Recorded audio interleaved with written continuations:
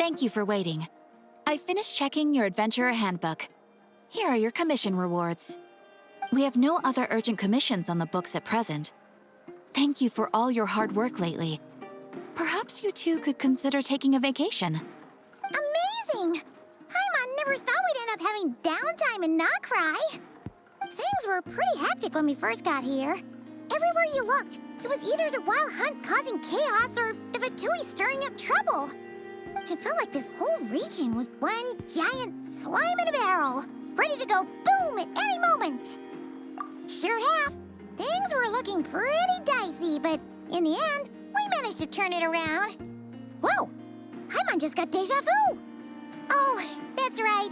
It's because we've done this like a million times now. Yes. Are you two aware that the Moon Prayer Night is soon to take place? Oh, yeah! Llama told us that was coming up soon. Wait, why do you mention it, though? Do people in Nasha Town celebrate it, too? Paimon thought it was just for Moon Goddess worshippers. You're partially right. Most people in Nasha Town just see the festival as an opportunity to do business. They do not concern themselves with the religious element. The festival was first celebrated by the Frost Moon Scions. On this day, they would wear moon prayer blossoms and celebrate the birth of the moon goddess through song and dance. They would also prepare food and handicrafts and give them as gifts to others. Over time, it became Nodcry's most lively festival. Oh, sounds like fun! Great! Well, in the meantime, since Catherine doesn't have any commissions for us, let's focus on some personal business instead. When we first got here, you mentioned that this was where your spaceship landed? We didn't get to follow up on it at the time because we got wrapped up in that whole rare air situation, but now we can finally start investigating it properly. Well, there's a saying Paimon's heard around these parts, which goes, if you lift up a rock, you'll find something you weren't looking for. By that logic, you'll never find what you're looking for while you're searching, but the moment you stop looking, it'll jump right out at you. Could be worth a try though, right? Anyway, Paimon suggests we focus on other stuff we want to do for now, and just keep an ear out for spaceship-related intel as we go.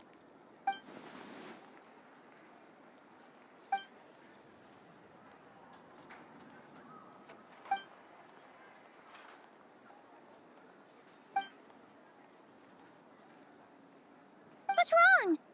You look super serious all of a sudden. Huh? Paimon gets why you'd be concerned about columbina, but what does the doctor have to do with anything? Oh, that's true. And now that you mention it, we're definitely overdue for a showdown with the Fatui. It is weird that he hasn't shown himself this whole time. What could he be up to? True. Paimon would much rather deal with Marionette anyway. She says the meanest things, but when it comes down to it, she doesn't seem like a bad person. Maybe it's the pressure of being a Fatuse? Especially as a Harbinger.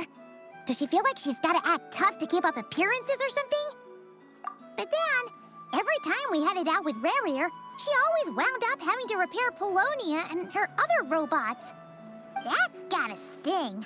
Losing face always hurts more for people who care a lot about their image. She's probably still furious about it. What? Relax! She's not even here! Huh? What's the matter? Oh, nothing. Sorry, we'll be on our way now. Where are we again? Oh yeah, Columbina? Right, yeah, let's go see Columbina.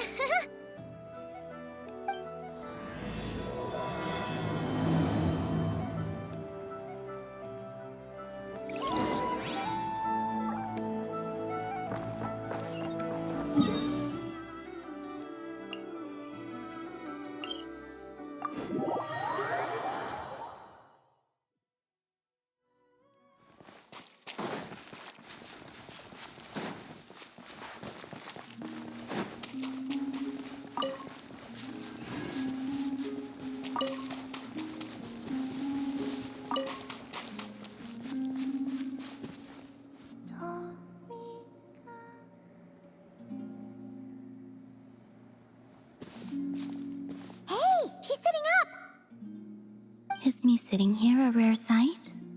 No, we just thought you'd be resting. Perhaps I would have been, were it not for the sudden arrival of some unexpected guests. Not that I consider it a disturbance. After all, you are the only ones who are free to enter. Would it not be a little unfriendly of me to lie down while we speak? I didn't realize you put so much thought into little things like that.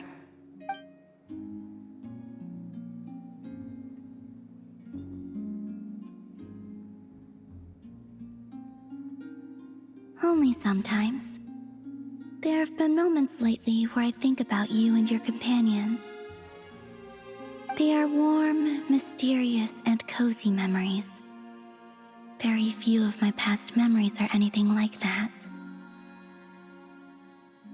They say that travelers return home bearing bags full of souvenirs. But my luggage was empty, and I believed it would stay that way. Return home? So, you're still planning on returning to the moon? Yes. This planet continues to reject me, reminding me that I do not belong here. If I remain in Teyvat, there will come a day that I disintegrate. And I don't mean reduced to dust or turned into food for the flowers. I mean, I will cease to exist entirely. All right then. Well, we're sure gonna miss you. But it sounds like we'll have to say goodbye. How do you intend to return? The moon prayer night is soon to arrive. On that day, the moon will be closest to Teyvat. The Kuvaki in this land will reach its peak at that time. I merely need to grasp the tide, and with relatively little effort. Oh, Paimon gets it! It'll work like a slingshot! You make it sound like she's gonna get blasted up to the moon. If I did that, I suspect I would crash into the false sky. I will be using a much gentler approach. But I do like the analogy. It's fun. You see? She gets Paimon's sense of humor. In the blink of an eye, the time has come to part ways. It does feel that way, doesn't it? Time seems to fly fastest when you are enjoying it. I have always thought of myself as a wanderer on this earth, and it has never expressed any desire to keep me here. Yet, just as I plan to depart, it tugs at my arm. Is this a gesture of affection? Or is the world mocking me?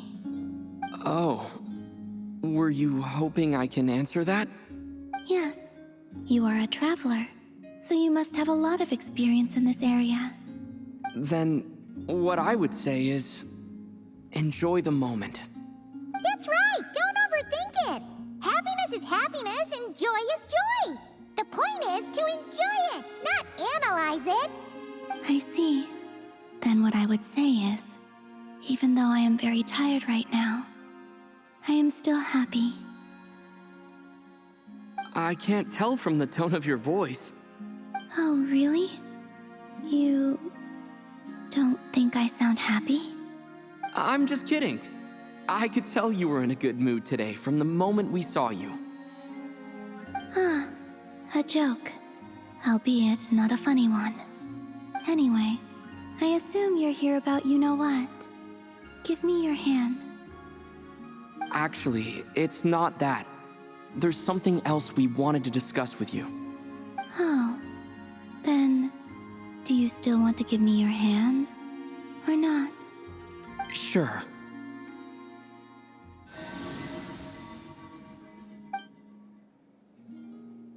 Thank you. So, I've heard that in the moon prayer nights of the past, people here would hold celebrations in the moon goddess's honor. Since you helped so much in our fight against the Rehir of Solnari, I think you deserve a farewell party before you return home. I haven't asked everyone else for their opinions on this yet, but I'd like to invite you to join the upcoming moon prayer night.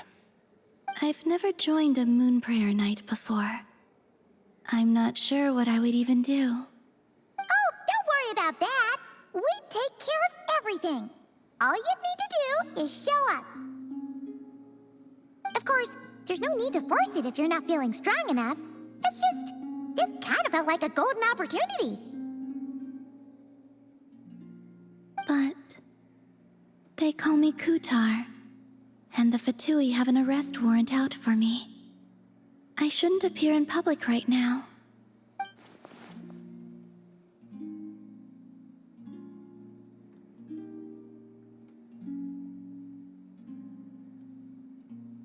I'll make it work. You have my word. Yeah, we got your back. Well, he does. Paimon's actually not too sure what he's planning. All right, if you're sure. I will not refuse your invitation. I suppose it wouldn't hurt to pack a few more sights from this world into my suitcase before finally learning what my homeland looks like. Oh, if you see Lauma, please tell her that my answer to the question she asked me is neither yes nor no. Rather, it is, there is no need. That was kind of cryptic, but sure. Guess it's between the two of you. We'll pass along the message. Bye for now.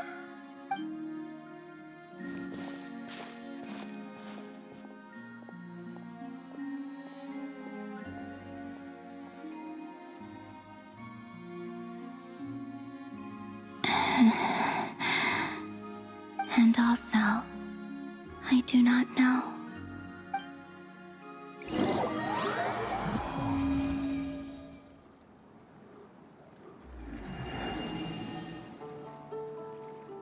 Since she's agreed to join the festival, let's go see who else wants to take part. Lauma's gotta be the person most familiar with the Moon Prayer Night. We should start with her. Also, what exactly is your plan to keep her safe? Not sure yet. I'll figure something out. What? Are you serious? And Paimon even gave you her vote of confidence back there. When did you become so sneaky?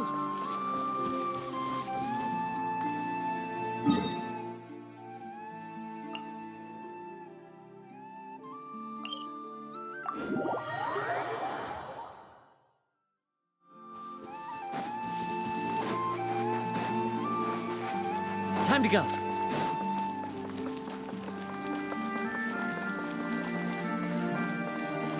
I follow the wind.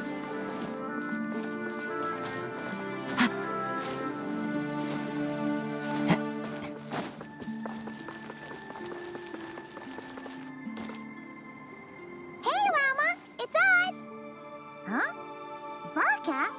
What are you doing here? Beats me. I had a bit too much to drink last night, and when I woke up, I was on Hisi Island. Mr. Varka is helping to oversee Nasha Town's preparations for Moon Prayer Night. He is here to go over some details regarding the decorations and custom cloth designs. Right, yeah, that too. What do you mean, that too? Yes, celebrating this festival is a long-held tradition here in Nodcry. On this day, the crescent moon at the top branches of the verdant crest turns into a full moon, and the moon prayer blossoms bloom with a special radiance. Our people take these to be blessed omens. It's an especially welcome event coming off the back of all that nasty business with Rare. Everyone got put through the ringer recently, and now they're looking to turn their fortunes around. The big shots in town all agree that a big, lively celebration is just what we need to rebuild people's faith in this place. No wonder Catherine said that people weren't so bothered about the religious element. That's right. It's become more of a local custom by this point. The celebrations have little to do with whether the religious stories behind this event are true or not. Even the Frost Moon Scions are eagerly awaiting the coming of Moon Prayer Night, despite now knowing that their past beliefs were founded on a falsehood. That's fair. It's a bit like the Lantern Ride in Liyue. It's a chance for people to enjoy themselves, not debate the existence of the Adepti. Oh, one other thing. We just went to see Columbina. We went hadn't invited her to take part in the festival this time. Hope it's okay. Wait, so... you mean she agreed to it? Huh. That's quite a surprise. Then I suppose that she intends to return to the moon on that day. Oh, yeah. It's kind of a complicated process, but basically, it's like a slingshot. I understand. In truth, I had a feeling that she might make such a decision. Well, if Kuthar has decided to participate in the festival, we should prepare accordingly. Yeah, exactly. She was saying how it could be risky for her to show her face in public. We were wondering if there was any way we could hide her. Unfortunately, the people who carved the statues did an excellent job of capturing her likeness. It will be very challenging to hide a goddess whose face everyone is so familiar with. Darn! We may have bitten off more than we can chew here. Nah, don't sweat the small stuff. We can handle that. Huh?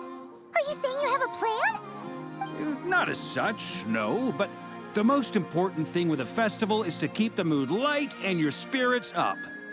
You can't go preparing for a festival with those long faces. You'll never convince anyone to enjoy themselves. The Mondstatter spirit is strong with this one. As it happens, I agree with Mr. Varka. Let's start by making our appreciation for Kuthar the beating heart of the festive atmosphere. And who knows? Once we get the ball rolling, perhaps everything will just fall into place. Hey! Did you catch that? Llama said the thing! Or close enough, at least. I'm looking forward to the Moon Prayer Night already. We have a festival in Mondstadt called Windbloom, and you can always tell which couples are celebrating it for their first time by the smiles on their faces. Big, beaming smiles like their whole face is glowing. And I have a feeling we'll get to see that same smile on the Moon Goddess's face at this festival. Not quite the same, surely. Anyway, I'll take care of business in the city, but I'll have to leave the decor up to you and the Frost Moon Scions. No one else can capture that traditional aesthetic quite like you guys. But lastly, there's the final key element that brings the festival to life. Companionship. Before you leave, let me show you something that we've been preparing. Mr. Varka had asked to see it already, so you may as well tag along. Also, I have some further questions about Kuthar's decision.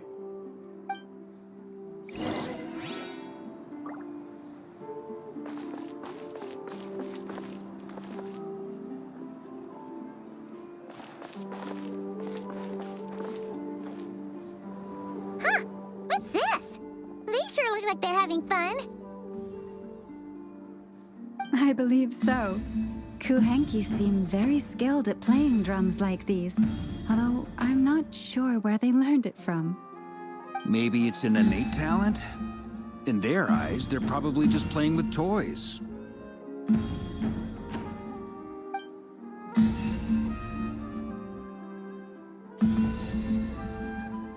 Wanatar! You want to play too? Yeah. She looks more confused than anything. Maybe we can teach her next time if we get the chance.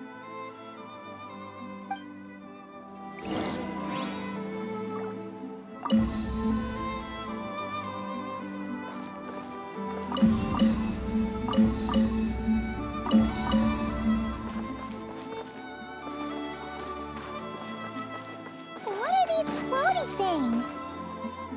Moon veils. We hang them from buildings in the city during the festival. When you look at the sky through them, it creates a lovely misty effect.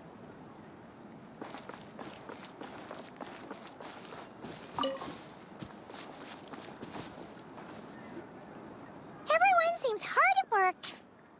They're preparing items for Moon Prayer Night. For instance, the sculpture being made over here, Mr. Varka and I were just finalizing the details of where it will be placed. Ah, there she is. I didn't know the finished article would be so large. Not to worry, though. All the necessary arrangements have been made. Just let me know once it's ready, and I'll get some people to ship it over. You have my thanks. And over here, we are preparing a very traditional confection. Oh, look at all these colors! It looks great! Can Paimon try one? Of course. I have a feeling you'll like it a lot. You bet! Sweets and treats are Paimon's favorite! If you included those in the Feast of the Moon, I bet Paimon would have joined the Frost Moon Scions by now. There will also be verdant crests like this present in Nasha Town during the festival. The timing of Moon Prayer Night is not completely set in advance. We make a rough estimate, then observe the changes in the verdant crests and moon prayer blossoms to guide us. As such, the wait itself is a fun feature of this particular festival.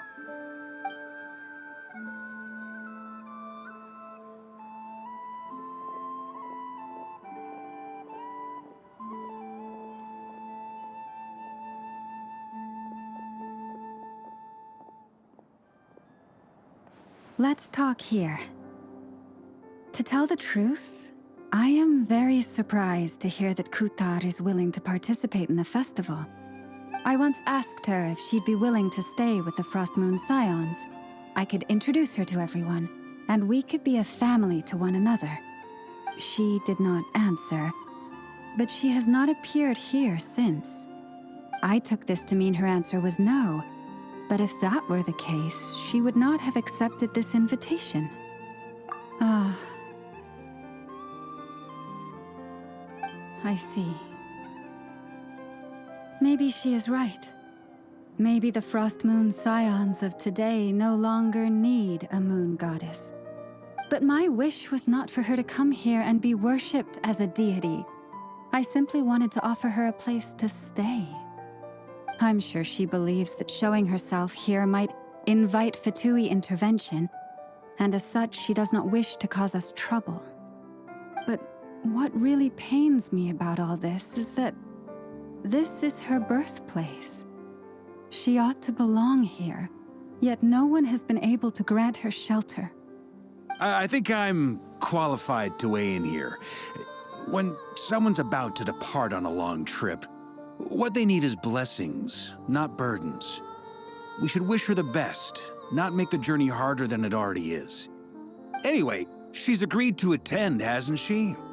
All we need to do is simply respect her decision. I see your point. Yes, she will soon depart after all. Our job is to leave her with some happy memories. Besides, who's to say her journey to the moon is a one-way trip? It's not like she can't come back and visit if she wants, right? Paimon agrees wholeheartedly. Festivals are all about having fun, so let's keep it simple. All right, I'm gonna head back to Nasha Town soon. Want to come with? I'm guessing you have some other folks to visit there. Sure thing, let's go! Bye for now, Wilma! Thank you all. Goodbye.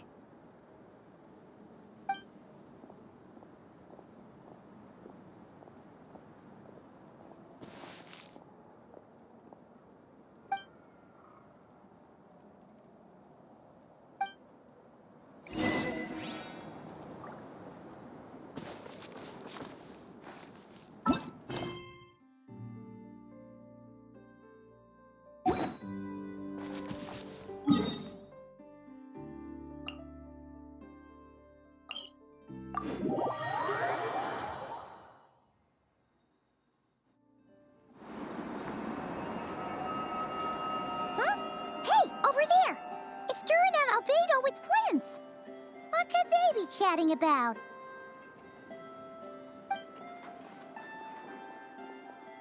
Your guess is as good as mine. Ah, Grand Master, and the Traveler and Paimon. Hello there. It's been a while. Perfect. We have some new volunteers for our investigation. Wait, let me guess. The righteous Lightkeepers are finally ready to hunt down the Abyssal Dragon? Haha. Yes, that too. Yeah, right. Oh, wait. Why does everyone keep saying that too? Well, to be precise, the facts match, but not the causality. Wait, so I guessed right? Half right. Don't act so impressed with yourself. Maybe I can explain. We ran into Mr. Flint's north of Nosha Town. At that time, we just noticed a few abyssal creatures out in the wild, but the strange thing was, I didn't detect any traces of abyssal energy on them at all. On closer inspection, we realized that they were not real monsters, but something akin to reflections in the water, or perhaps a mirage. Huh? What do you mean? Like, you could see them but not touch them? Exactly. It was very peculiar. They roared and tried to attack us, but we could not make any physical contact with them. I think I've heard of things like that happening in Notcry before, but I don't know much about it. Yes, it's a known phenomenon. Mirage-like illusions tend to appear in Nodcry in the run-up to Moonprayer Night. From a distance, they appear quite real. I myself thought that Misters Durin and Albedo were locked in battle with abyssal monsters when I first arrived. But after sharing intel and investigating a little further, we can confirm that these illusions are harmless. There is no great cause for concern. All the Mirage stories I've heard are either animals, rocks, or small houses. Abyssal monsters, though? That's a first. It's a first for me, too. So I'm planning to look into it further just to be on the safe side. I intend to inspect a few more locations. What about you two? Any plans? Alice contacted me a few days ago. She'd like me and Durin to assist her with an experiment. But we lost contact shortly after receiving the message. I'm sure that comes as no surprise to anyone familiar with her. We don't know when the wind will blow, yet when the wind blows, we will know. That, in a nutshell, describes how Alice operates. Yeah, that tracks. Okay. Well, I suggest we investigate this Mirage business in the meantime. It's piqued my curiosity, and I'm pretty sure I know someone who will already be 10 steps ahead of us. Well said. Right? Whatever's happening in Notcry, she always seems to be the first one to know. Let's go see what she knows. We can invite her and her staff to the festival while we're at it.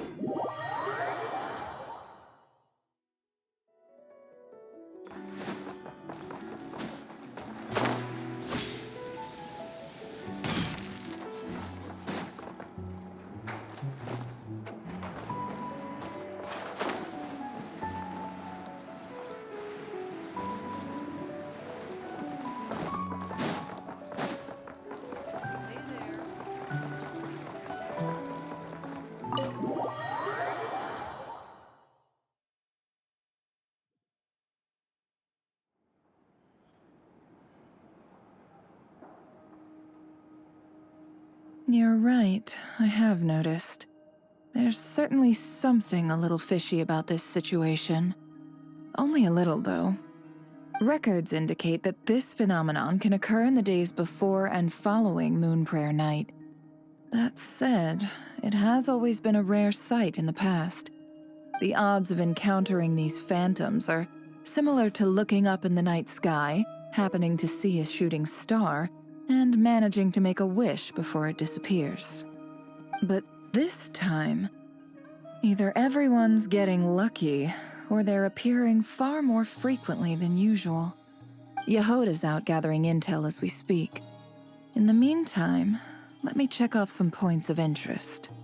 First, the Abyss. The ones we saw seem to be abyssal monsters. Indeed.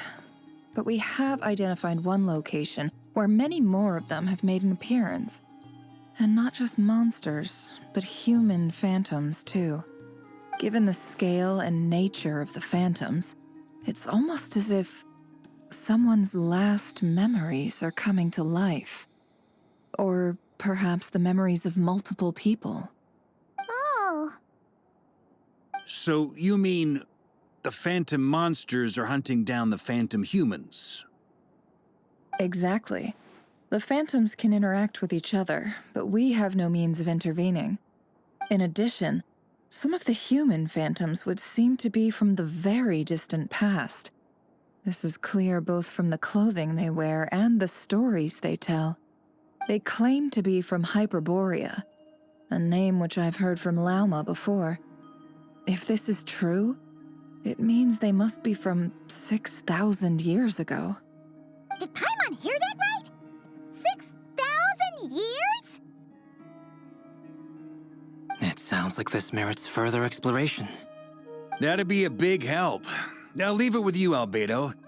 My knowledge of ancient history is non-existent. I used to doze off every time the pre-Knights Favonius era came up in class. It's quite a miracle that you were able to understand these phantoms' speech, given how long ago they lived. I suppose you're right. But I'll leave the archaeologists to ruminate over that conundrum. As an intelligence broker, my sole interest is in the value of the information I gather. Which, in this case, hopefully means earning myself some good favor with our dear Lady Moonchanter. So calculating. Whew, this intel broker logic always catches Paimon by surprise. Sounds to me like we could split the work up. I think the abyssal phenomenon is best left to Albedo, Flints, and me. Agreed. It coincides with my duty as a lightkeeper.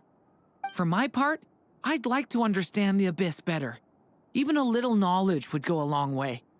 This is certainly a rare opportunity to study the Abyss. But even rarer, perhaps, is the chance to make contact with the Ancients. The Curatorium will take the lead on investigating the Hyperboreans. We put in the work to learn what we know so far. It seems only fair that we get some quantity of exclusive intel. That just leaves our trusty team of 2 unassigned. Since you became an honorary knight, of course. This was part of my grand plan all along. Ha ha ha! Oh yeah, by the way, we managed to convince Columbina to come to the Moon Prayer Night celebrations. Would you and Yehoda like to join too? She agreed to that? Huh. Quite an achievement. Never underestimate the traveler, I guess. I'd be happy to join. No point shutting myself inside when the streets are all decked out. I doubt any clients will be visiting during the festival in any case. And Yehoda loves a party, so I'm sure she'll jump at the opportunity. No, no, no, no, no, no, no, no, no, no! Way to contradict me in front of... Wait, no, that's not what I have bad news, boss. So many people. All right, everyone inside, quick!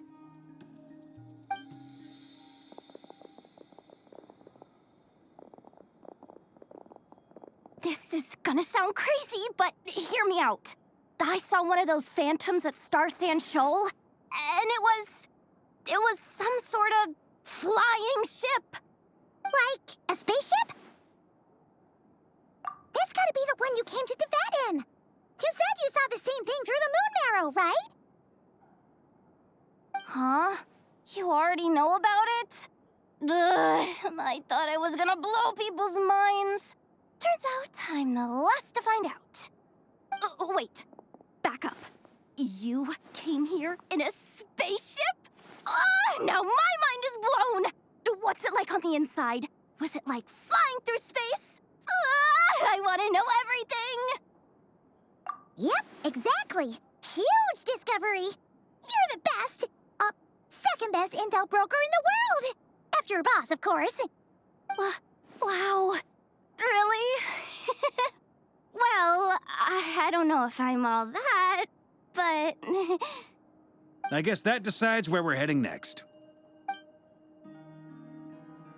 Come on, don't look at me like that. I know the spaceship doesn't have anything to do with me, but you don't want to leave me as the only one twiddling my thumbs, do you? Please? Fair enough. You can tag along. In that case, let's meet back here to discuss our findings once we're done. I wish everyone a productive investigation. You too.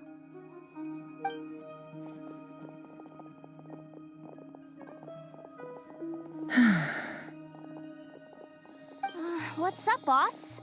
Aren't we gonna head out? Tell me, Yehuda, when did the curatorium start giving out intel for free? Oh, sorry, boss.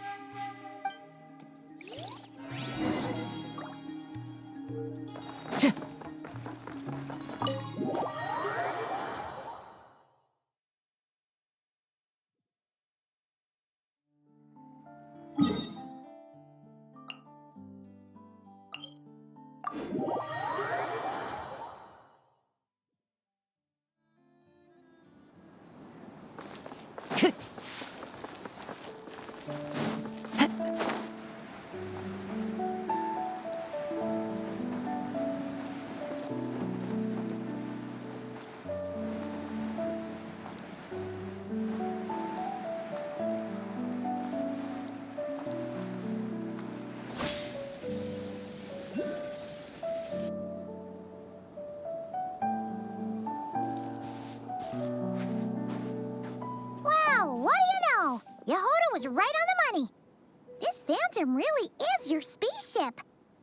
But that's so weird. Why would it show up here? Is it some kind of projection? Or a ghost? Like, maybe it no longer exists, but somehow it left an afterimage? Ah, you're already here. Miss Lauma, what a surprise. I thought you were busy with festival preparations. I was, until one of our people informed me that a strange sight had appeared at Starsand Shoal. No one's ever seen something quite like this before. I thought I should see it for myself. Same here. Oh, so we heard that these things appear around the festival period. Any idea why that is? Unfortunately not. We have very limited information about them, since they can't be interacted with. And no human phantoms have ever made an appearance before now. The most we've been able to deduce is that these sightings appear to be connected to the increase in Kuvaki energy around this time. Yeah, seems like that's all we can do. This is all so confusing. Allow me to lend you a hand.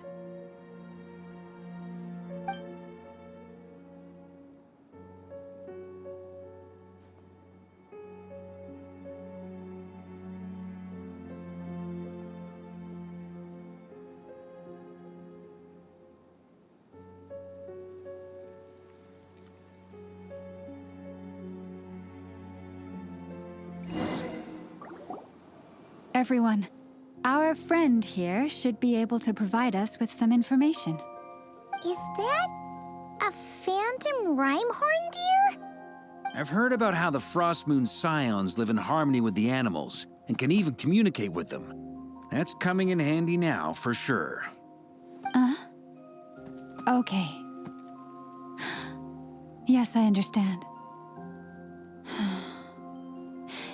Then how about this?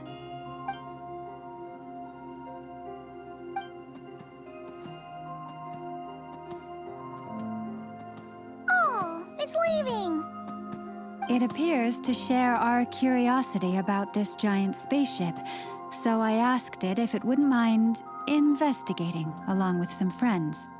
In return, I told it about some nearby spots where the wild fruit grows abundantly. We may live in a different era from these phantoms, But I trust that the terrain, climate, and ecology here are more resistant to the effects of time than some things are. Let's give them a moment and hope for the best.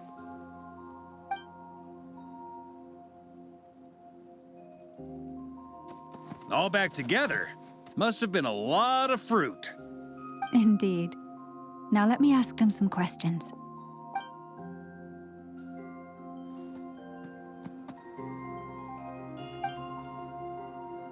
It did find a lot of wild fruit, enough for them to feast for a long while. This puffin circled in the air several times, but didn't spot anything out of the ordinary. Certainly nothing to do with the spaceship. Huh. Well, it definitely makes sense to get a bird's eye view. Indeed. Other than that, I was also thinking that the world these phantoms see is also different from ours. Oh, I get what you mean. The wild fruit exist in both times and spaces, but there might also be things that only exist in that space-time, which we can't see. Good point. Great thinking, Lauma. Blunthorn rhinos can use kuvaki to shift great rocks, but this one says it couldn't get that ship to budge by even an inch.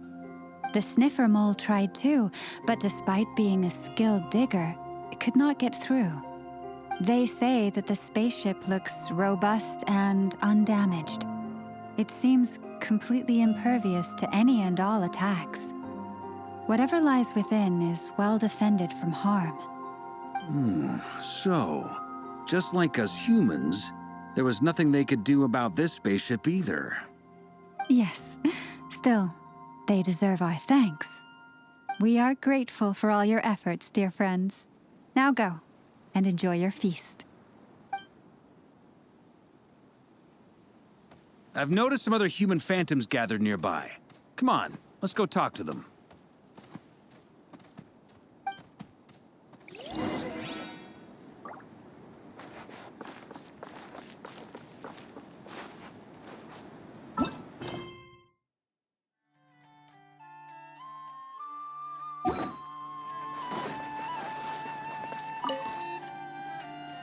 What is this thing? I've never seen it move, and there's no way to get inside. Goodness knows. My grandpa says it's been sitting here at least since his grandpa was still alive. What about his grandpa? Did he say anything to your grandpa's grandpa about it? Huh? I don't know. In all likelihood, it was here back then too. Hard to imagine something this huge could move. Guess that means that as far as they're concerned, this ship's been around a long time.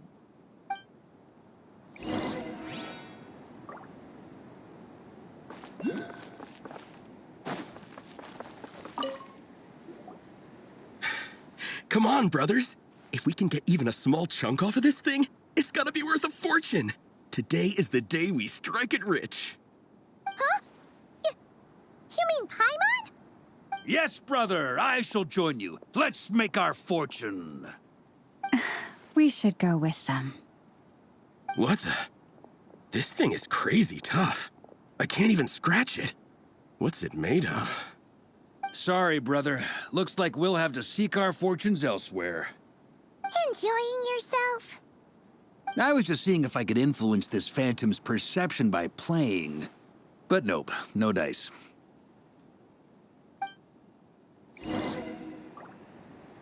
I'm sure we're all starting to build up an idea of what's going on here now that we've spoken to some of the people. These phantoms are reenacting real historical events in Nodcry. It's almost like we're in some kind of interactive stage play. We can talk to the actors, but the plot is fixed, and we can't influence it. It makes sense. History is set in stone. The objective facts of the past cannot be changed. Paimon totally thought you were just goofing around earlier. But actually, you were doing some serious investigating. Of course I was. Anyway, at this point, I think we're forced to conclude that although the Phantom spaceship is right there in front of us, we aren't going to learn much about it from these people.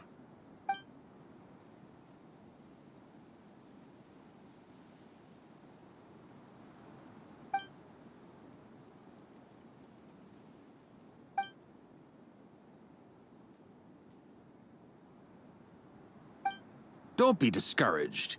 If nothing else, this is proof of the ship's existence. And think about it.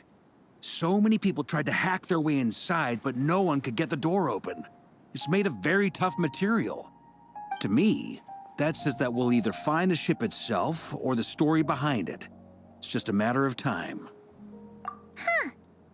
Every now and then, when Varka gets serious, he actually does seem like Grandmaster material for once. I wonder how the others are doing. Let's head back for now. Sounds good. Also, drinks are on me if Team Knights of Favonius is the first to finish. Wait, we have a team name now? Am I in Team Knights of Favonius as well? You're very welcome to join. We've even got a cathedral ready for you. Isn't that technically blasphemy? You wouldn't dare make a joke like that if Barbados was in earshot. Nah, I'm sure Barbados doesn't mind a little harmless blasphemy once in a while.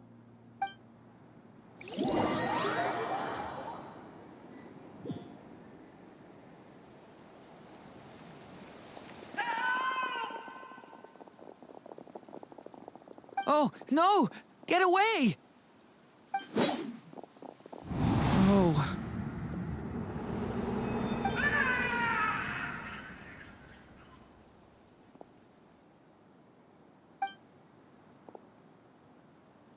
I know it's hard to stomach, Mr. Duran. But as I'm sure you've noticed, there is nothing we can do to intervene in that which unfolds before us. But we have to at least try. And try you have. But are you aware of how many unsuccessful attempts you've made now? I wasn't keeping count. I'm afraid this is the 39th failure so far. Or the 5th if we're only counting this particular victim. There are no indications that these phantoms may be altered in any way. You seem to have calmed down a little. I'll make us a fire. You should rest and have some water. Feeling any better now, Mr. Duran? May I ask a few questions? Be my guest. What exactly are we witnessing here? What happened to those people? My guess would be that we are seeing Nodcry during the Conrian Cataclysm. Would that be accurate? Conria. That is correct. As you know, once the Abyss senses even the tiniest crack, it floods in and spreads like wildfire. There was a time in the distant past when it permeated all of Nodcry, causing immeasurable harm. The people paid a terrible price to heal this land. Then, 500 years ago, the whole of Teyvat suffered an abyssal disaster. Once more, Nodcry was dealt a devastating blow. I see. In the face of the abyssal onslaught, all were like grains of sand tossed around by a tidal wave. Be they human, fae, or god. The moment you witnessed is but one drop in a whole ocean of catastrophe. All right. I guess that answers my second question, too. I wanted to know why there's nothing I could do to help them, and that's because what we are seeing is history. That would be my guess as well. As I understand it, history and fate are not all that dissimilar. The latter may be unseen to us, but both are immutable. Yes. Fate was determined long, long ago. I still have a couple of other questions for you, Mr. Flint's. You mentioned more than one abyssal disaster that has struck this land in the past.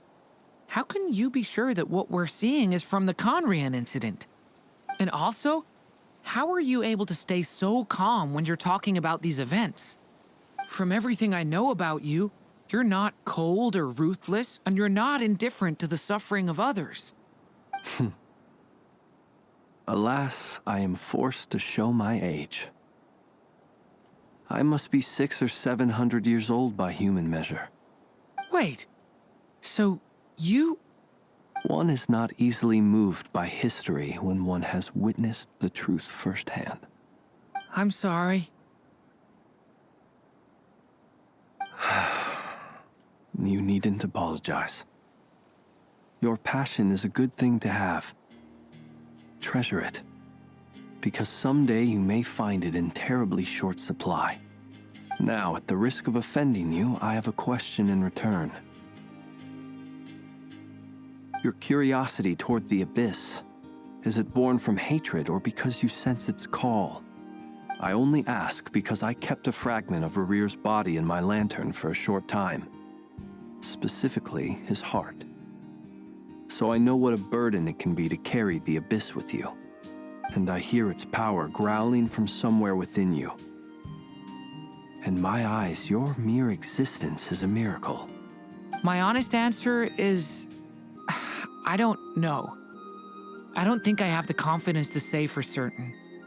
What I will say is the Abyss is not the only issue that haunts me. Even before I became who I am today, the question dogged me constantly. Should I even exist at all? My doubts remain unresolved. But when we fought Rerear, something became a little clearer to me. Sometimes it is the darkness within us that allows us to achieve the impossible. I certainly got the sense from your 39 attempts that you were trying to achieve the impossible. It sounds like you've resolved to see the truth for yourself. Absolutely. In that sense, he and I are quite similar. Then I wish you every success. I look forward to the day of your transcension. Well, if everyone's caught their breath, I suppose we should head back. Oh, and one last thing. I'd appreciate if you kept our discussion about history a secret.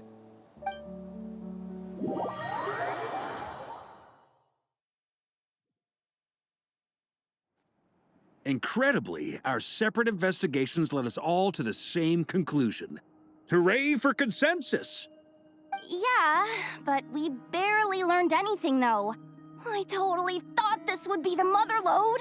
Talking with the ancients? I mean, come on! But nope. All we got was useless snippets of conversation. And all this stuff about moons and hyperopia. What a load of baloney. Seems like people back then had a few screws loose. I understand your frustration. We found the same issue. Each phantom only showed a very brief moment in time. There isn't much value to be found in these miscellaneous fragments of a civilization's history, no matter how glorious it may have been. If there's a silver lining, it's that these phantoms are harmless to the present reality. They shouldn't get in the way of the festivities. Paimon agrees. And not just because it's the first thing she understood in this whole conversation. You look disappointed, Nefer. Is something the matter? What do you think?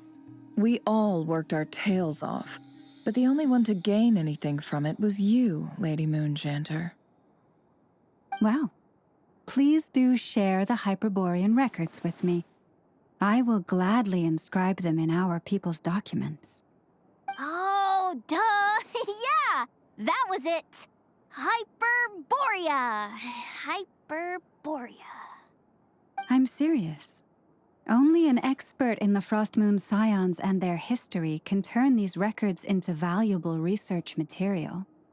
The alternative is to let them gather dust on the Curatorium's storage shelves until the pages turn yellow. Nefer, you're wise enough to know that cooperating and sharing the profits is the best course of action here. Well, that goes without saying. Sure, let's do that. Huh? But didn't you say we aren't supposed to give out intel for free? Sorry. Shutting up. Now is not a good time to push Nefer's buttons. Anyway, back to Moon Prayer Night. I'm thinking that we should prepare something a little special, aside from the usual decorations and so on. You mean a parting gift?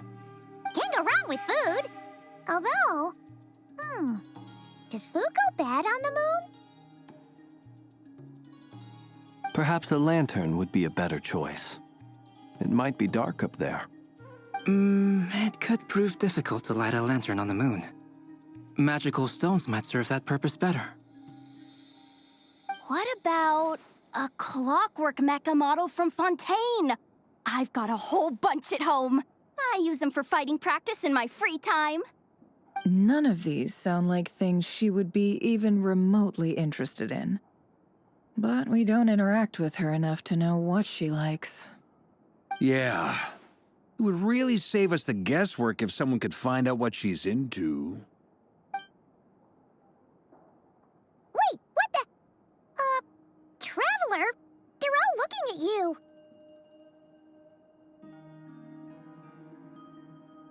Great! Haha, problem solved. Now, I need to stop by Dory's. Gonna need her help sourcing a bunch of stuff for the festival. Then let's leave it there for now. We all have our own business to attend to. Traveler, if you find out what Kutar likes, let us know right away.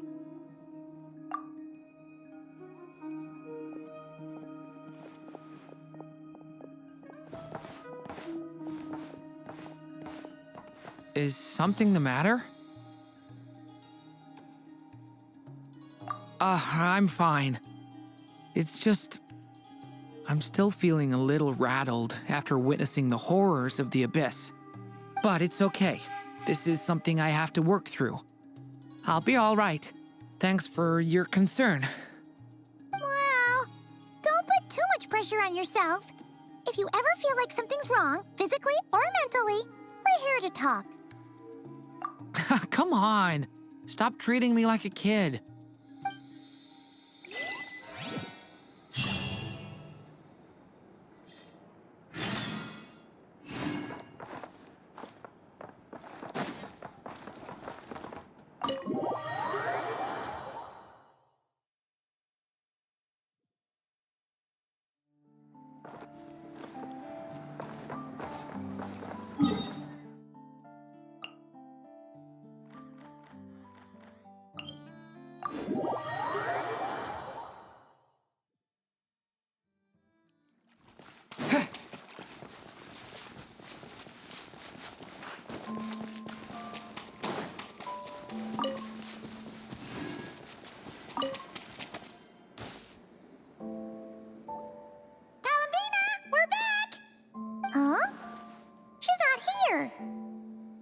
Weren't there a few Kuhenki here last time, too?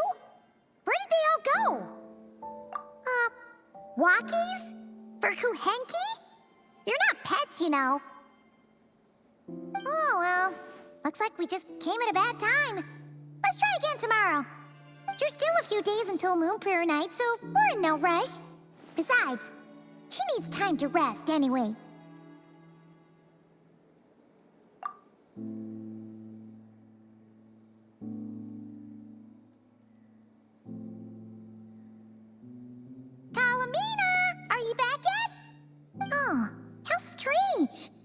Looks like she still isn't here. Right? It's not like her to spend so much time outside. Especially since she's worried about attracting unwanted attention.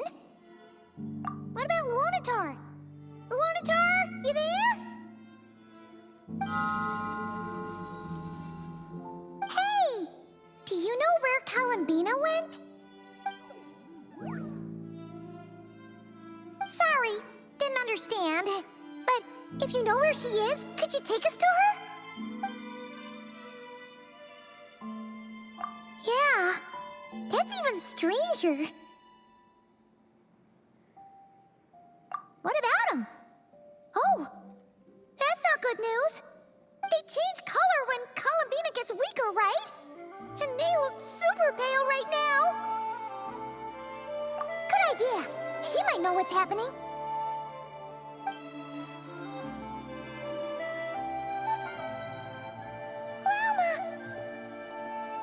Ah, it's you. How is Kutar? Is she okay? No, she hasn't. I came here to check on her after I noticed the flowers had changed color. Based on past precedent, she must be very weak right now. Even getting up to walk would be a struggle. It seems unlikely that she wandered off outside. Not to mention that she doesn't do that at the best of times either. So yeah, this is super weird. No. Very few people are in the know about Kutar's whereabouts. And if anyone suspicious had visited, they'd have left some sort of evidence.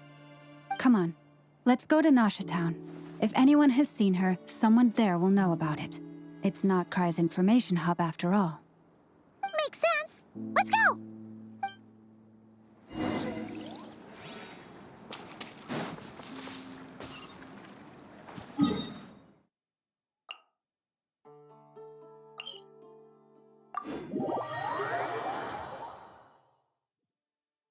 Taking a stroll in the middle of a downpour certainly rouses the spirit.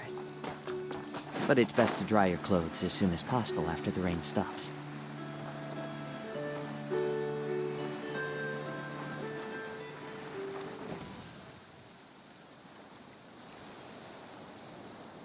Wait a moment.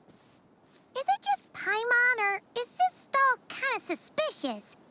It's never been here before, right? No, I don't recognize it.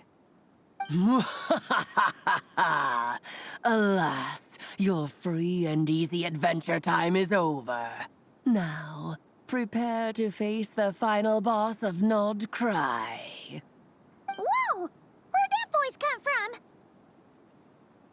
Not sure, but it's definitely hostile. No, not that way. The final boss is right here. The sniffer mole? That's the final boss? Surely not. Also... Okay, the jig is up. I'll stop teasing you. Turn around. I'm right behind you. It seems I've managed to leave quite an indelible impression, even though you've never seen my face. Oh, nothing could make a great maid more pleased with herself.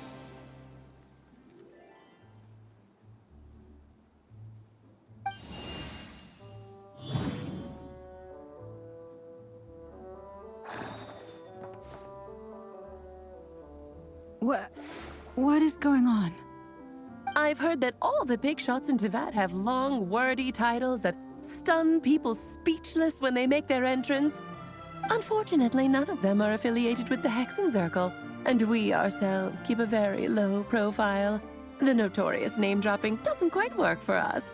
Still, I, for one, think I'm really quite amazing.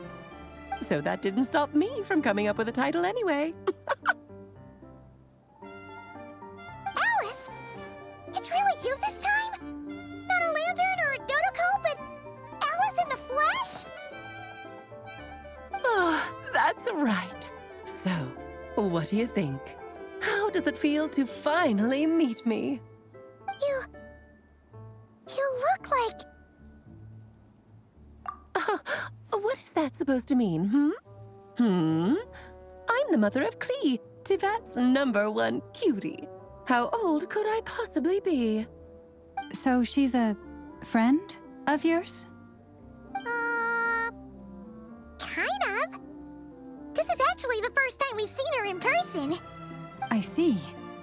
Madam Mage, that was, quite a powerful entrance. I certainly won't be forgetting it anytime soon. It's okay, Lauma, don't force it. Paimon will do the honors. This is Alice from the Hexenzirkel. She's a friend of ours. And of Arcus, too. That's right. She's a good person, just kinda... unpredictable. Well, what is the human heart if not unpredictable, If we could not do as we please, how would we differ from machines? I am Lauma, Moon Chanter of the Frost Moon Scions. It is a pleasure to meet you. Oh, I know. Before you got here, I spent a good, 15 minutes getting up to speed on Nodcry's present situation. In other words, I've read the whole "in the last episode" part, so we can skip the pleasantries. Fair enough. Well, Miss Alice, I can already tell that you have quite a unique personality. He'll get used to it. Paimon sure is. So anyway, what are you doing in Notcry, Alice? Oh, I thought I told you already. This time, I'm the final boss.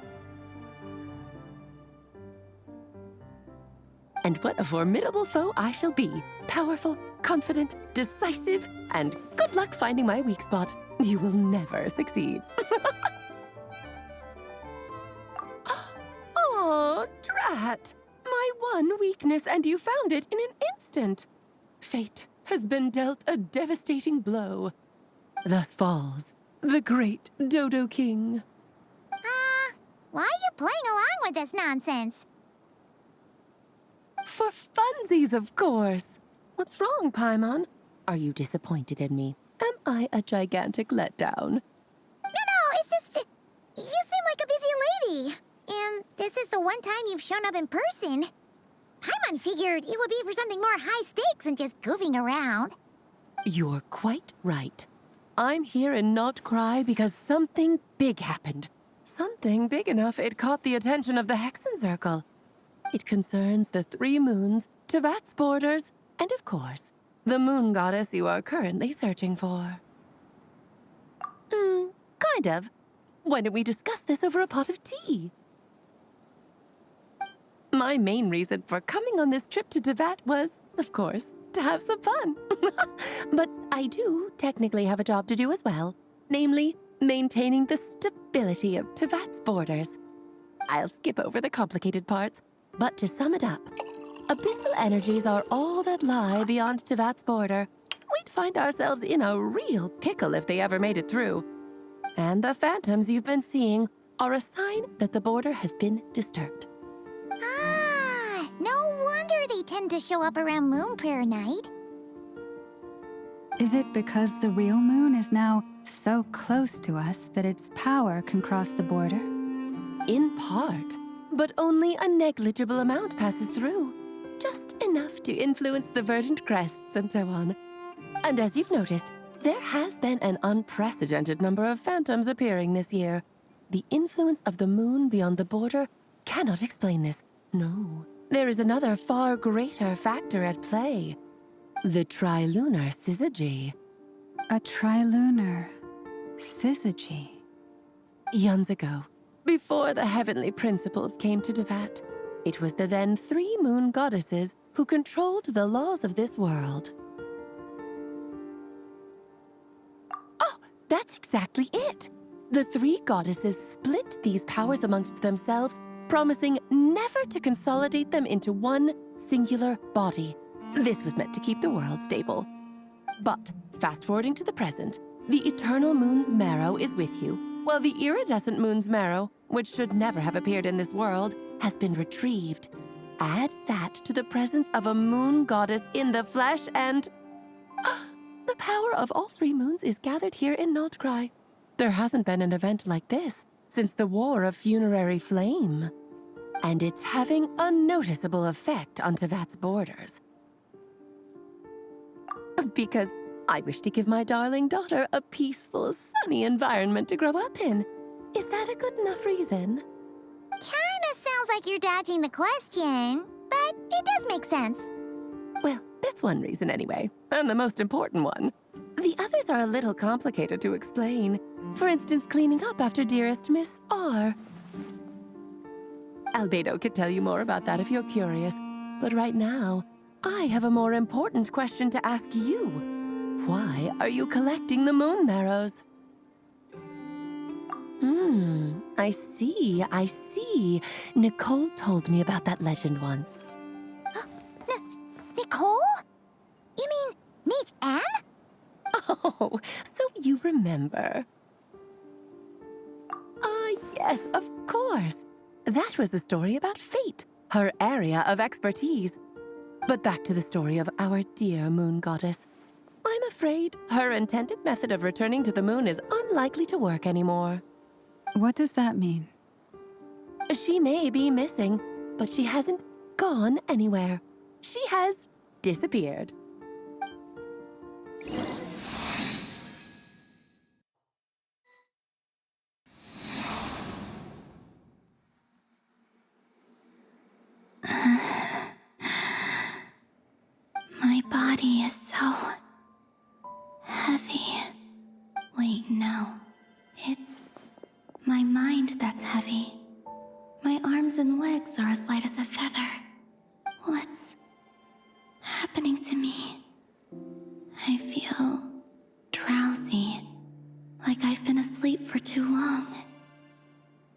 daytime or nighttime?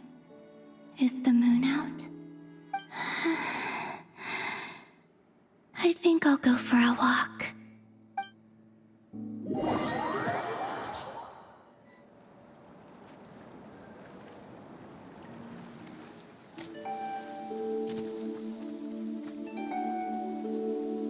Are you out for a walk too?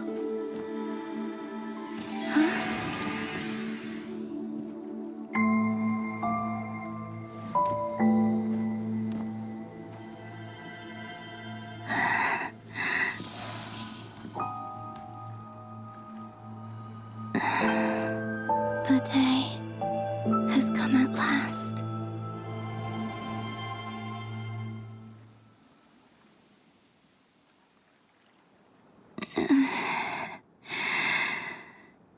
Have I grown so weak that I can't even sustain my physical form?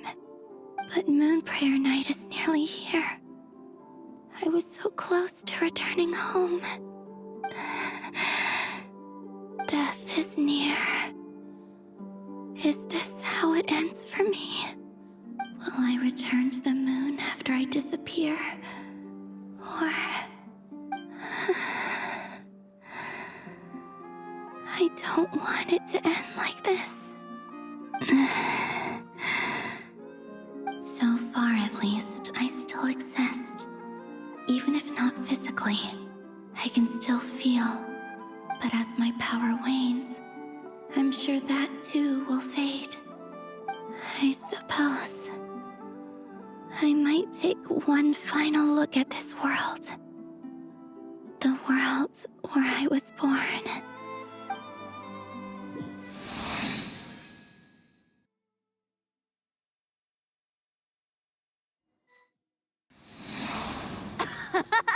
Come on, come on!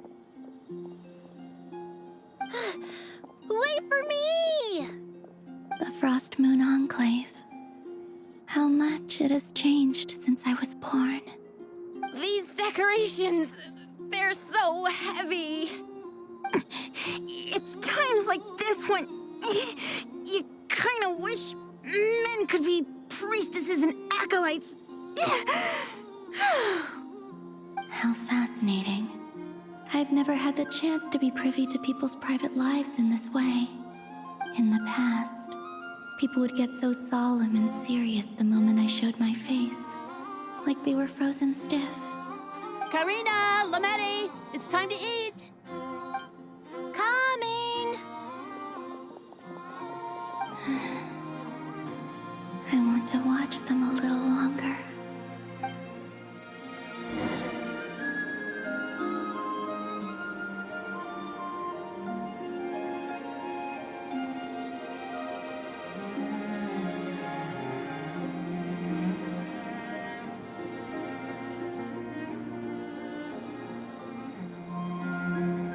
So just fill these balloons with air, right? Yep. Try a couple now to test things out. The rest can wait till Moon Prayer Night. Think fast. Rita! Teasing an acolyte of the Frost Moon Scions? Surely that's a punishable offense. Take this!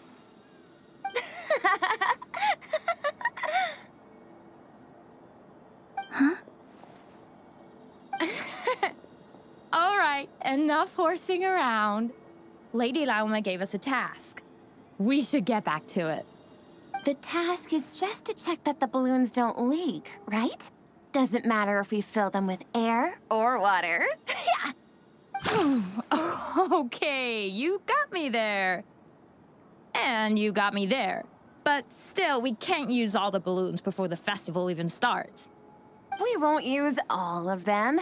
And as long as Lady Lauma's trusted acolyte doesn't snitch, this can stay as a little secret between friends. A couple more can't do any harm, right? Oh, you menace. Then, think fast! Is pumping a balloon full of water really so much fun?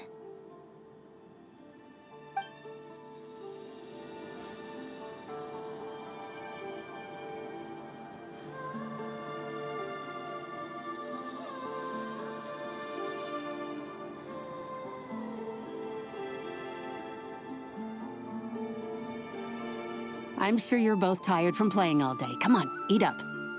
A plain, humble meal. That has always been the way of the Frost Moon Scions. Huh? How come Lamatti got a midsummer berry dessert? Oh, I always get Lockaberry. I don't mind sharing. You can have a bite of mine if I get to have a bite of yours. They're sharing food? I've never shared food with anyone before. Even at the Harbinger tea parties, everyone just ate off their own plate. And when I couldn't finish my food offerings from the Frost Moon Scions, they'd leave the leftovers out under the moonlight for the animals to claim. Hey! That was 2 bites! Oh, then you can have another bite of mine. Oh, you too. Oh, don't fret now. Here, have some of Granny's too. So this is what it means to be family.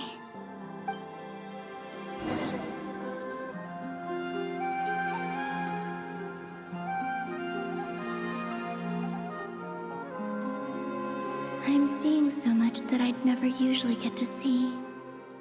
They'd never act like this when I was around. It's nice, being able to just watch people in peace in these final moments. What a rare opportunity. I think I'll go take a look around Nasha Town, too. Maybe the Traveler will be there.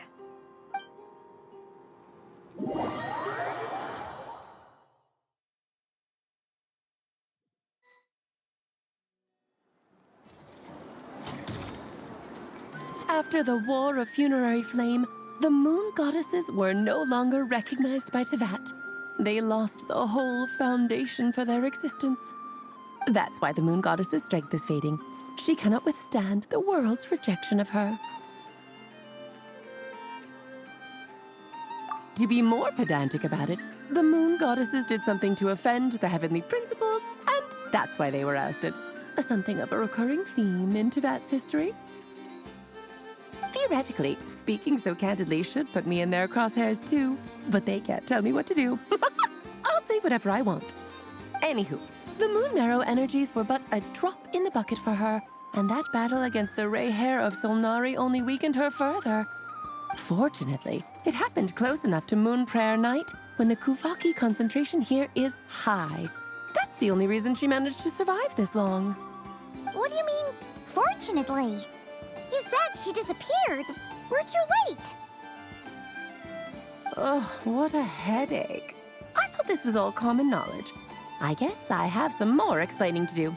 Okay, buckle up. It's time for another lecture.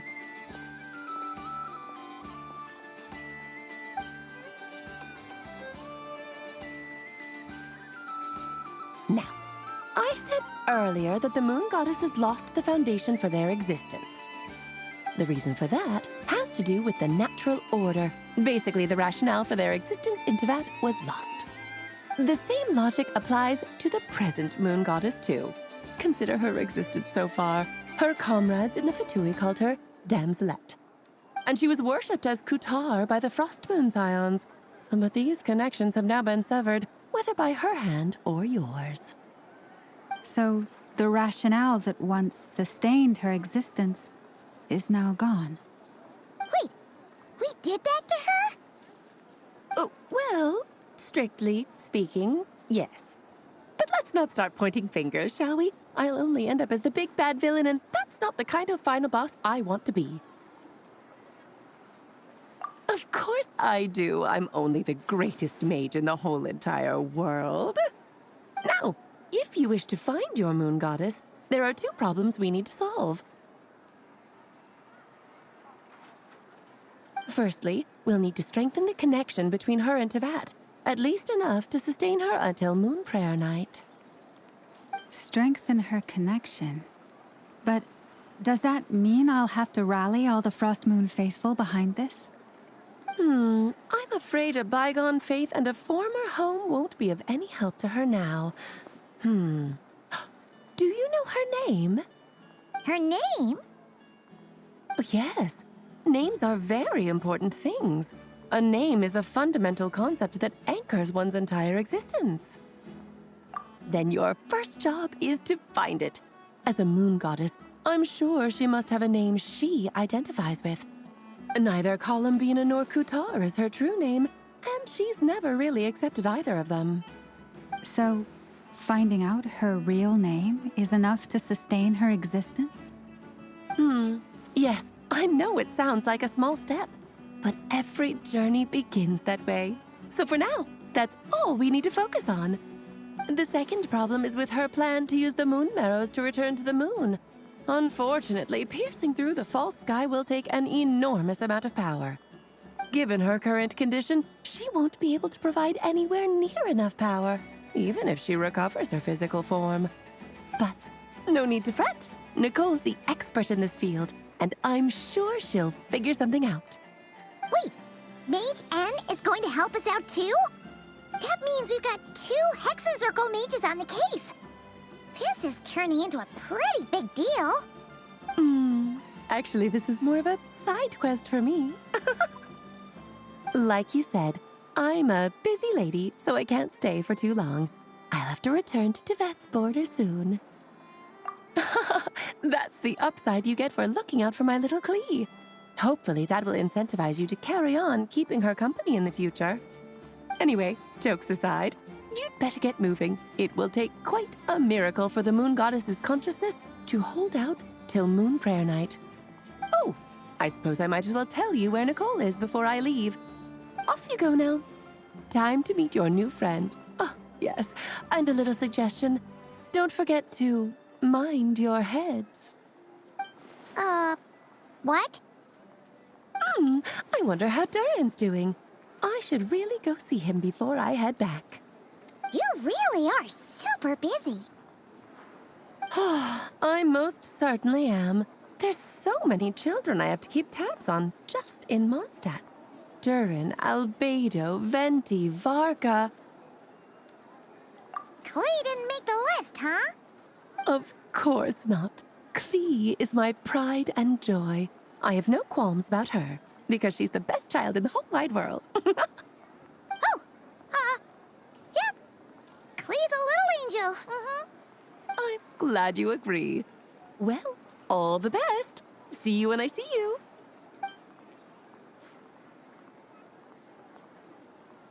She left in a hurry.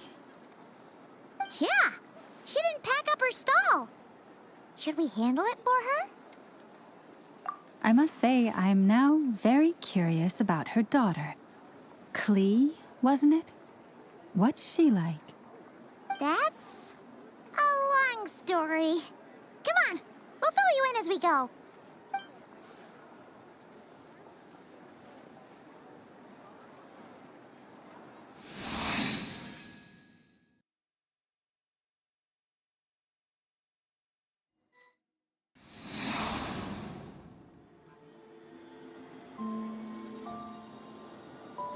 What a lively place. I've never experienced Nasha Town like this before. Hey, you old geezer! Your hammer's rusted through! Who are you calling old geezer? Are they quarreling? I'm looking right at him! You've really gone downhill since giving your daughter free rein in the workshop. Can you even swing a hammer anymore? It shouldn't take you days just to fix a single chair. You might as well use that hammer to massage my back for all the good it's doing. Don't run your mouth, or you'll get a back massage that'll put you in bed for the rest of your life. Look, the materials haven't arrived yet, all right? You know how busy it gets in the days before moon prayer night. I'll bet you send all the materials to your little princess. Blood's always thicker than water, huh? All right, you've made your point, Uncle Koski. As soon as the materials arrive, fixing your chair will be the #1 priority. And Dad, if you've got time to chat, why don't you lend me a hand, See? Lolka knows what the score is. I guess they're friends. But the way they spoke to each other was so ugly. Then again, It wouldn't be the first time I've seen something like this. Columbina! Sing outside my door in the middle of the night one more time, and I'll unscrew your vocal cords. You hear me? Oh, Zandrone. So that was her way of trying to be friends with me. What a pity. I won't get the chance to say any ugly things in reply.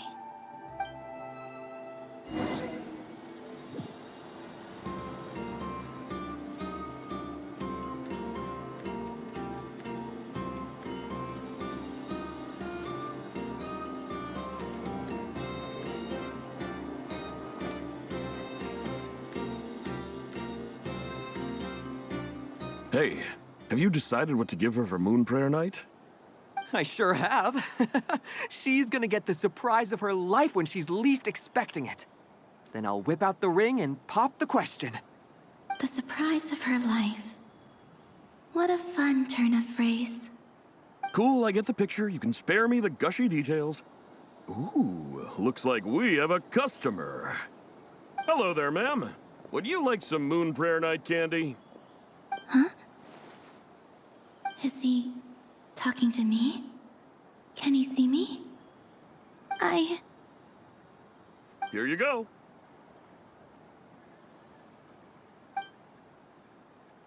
Oh.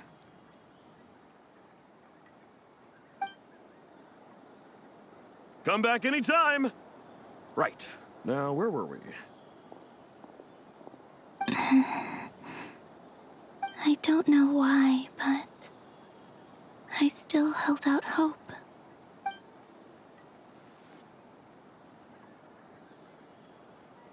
The most important thing right now is to find that mage.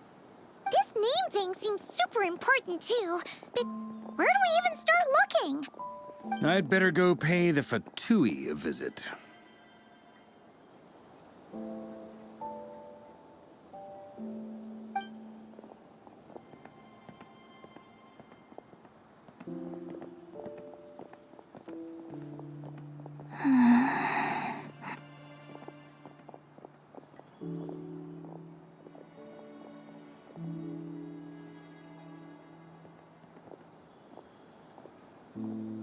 Columbina?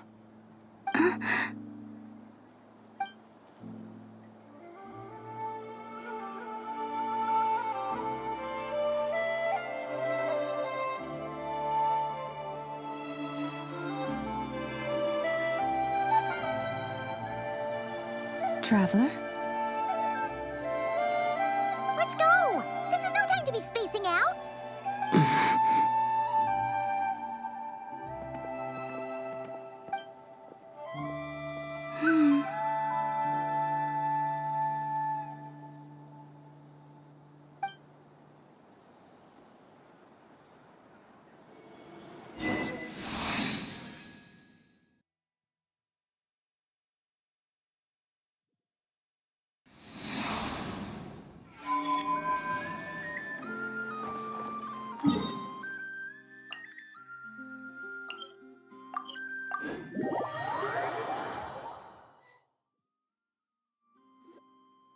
Where are they going? They mentioned a mage and a name? So, Mr. Varka, are you acquainted with this Nicole? Or should I call her Mage N? Not really. We've never met, though she has come up in conversation. From what I've gathered, Alice kinda took Nicole under her wing. Taught her how to speak in a more ladylike fashion, that kind of thing. Huh. Hard to imagine Alice as an etiquette coach. Yeah, Alice is a larger-than-life personality, I'll give you that. But then again, that's why she's able to draw such an eclectic mix of people into her inner circle. If I remember correctly, being an interesting person is actually one of her main entry requirements. So, if you ever wanted to join the Hexenzirkel, I'm sure you'd both be eligible to apply. Hey! Don't go around making promises on Alice's behalf! I wouldn't dare. I'm just trying to paint a picture of the Hexenzirkel for you. Okay, sure. Anyway, since none of us have ever met Nicole, how are we supposed to find her? We can't just go up to every woman in sight and ask, "Hey, are you Nicole?" Maybe something she's wearing will give it away? Like a wind bloom pinned to her chest or something. Wait a minute. Alice never said Nicole was from Mondstadt. Oh, true. That would be this young lady, then?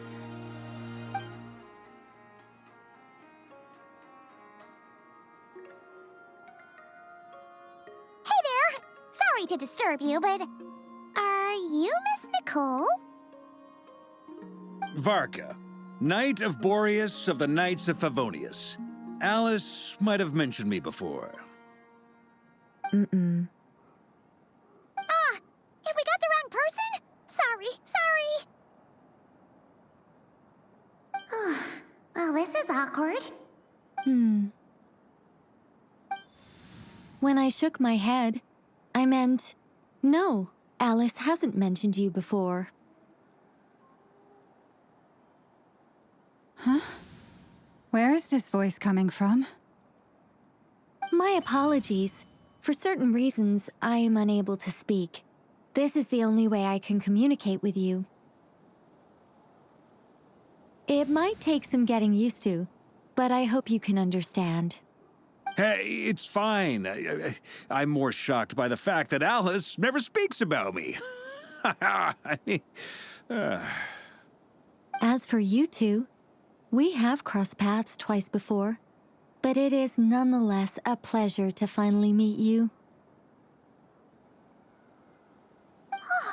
It's really you!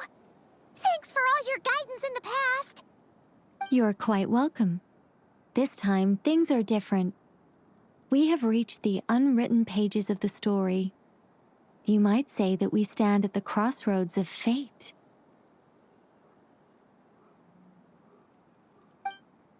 Now then, allow me to formally introduce myself. My name is... No, stop!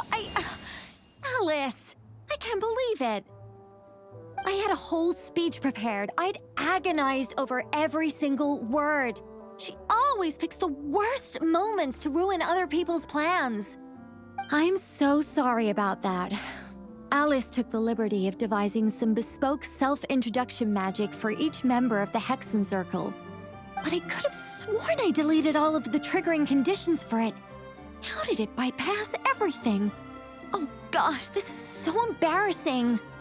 This is a very different side of Nicole than what we're used to. Is she not used to face-to-face interactions? Don't worry about it. We've seen that introduction magic once already, so it wasn't too much of a shock. Please go on, Miss Nicole. We'd love to hear what you have to say, or, well, communicate. Huh? Are they talking to this lady? But... Will you all promise to forget that horrendously embarrassing introduction? Sorry? Embarrassing? When?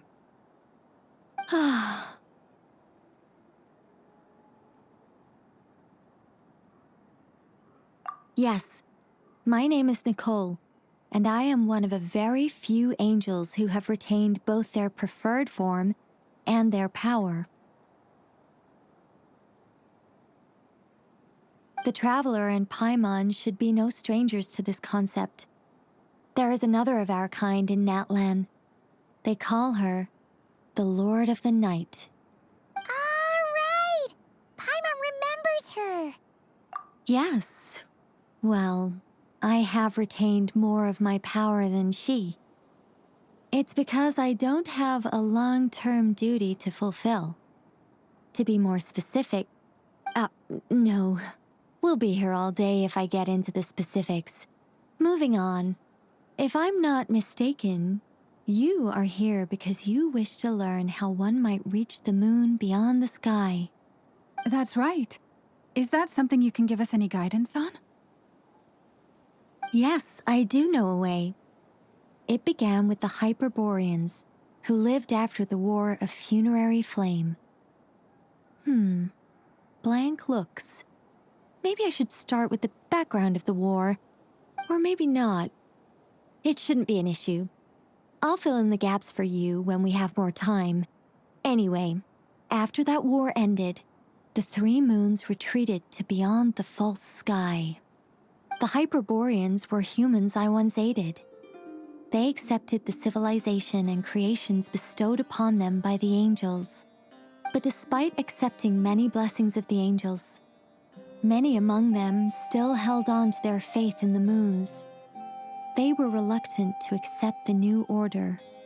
Even after the War of Funerary Flame, they sought to contact the moon goddesses beyond the sky and receive their guidance. But all three had passed away by that point.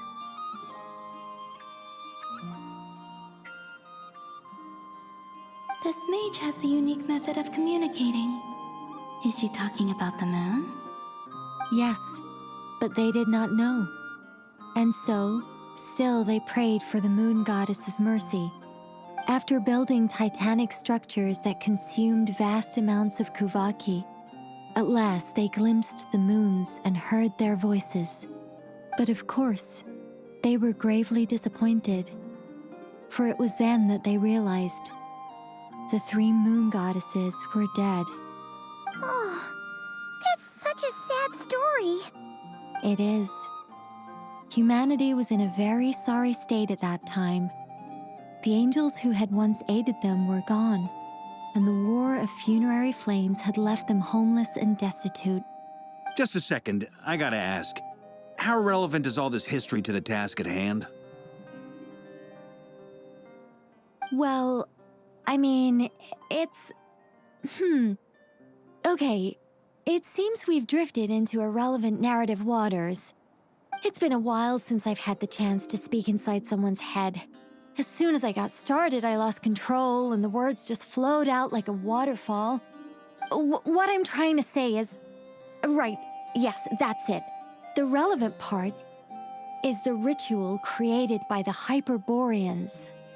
The fact that they bypassed the false sky and saw the true moons implies that they successfully built a connection between Teyvat and the outside world.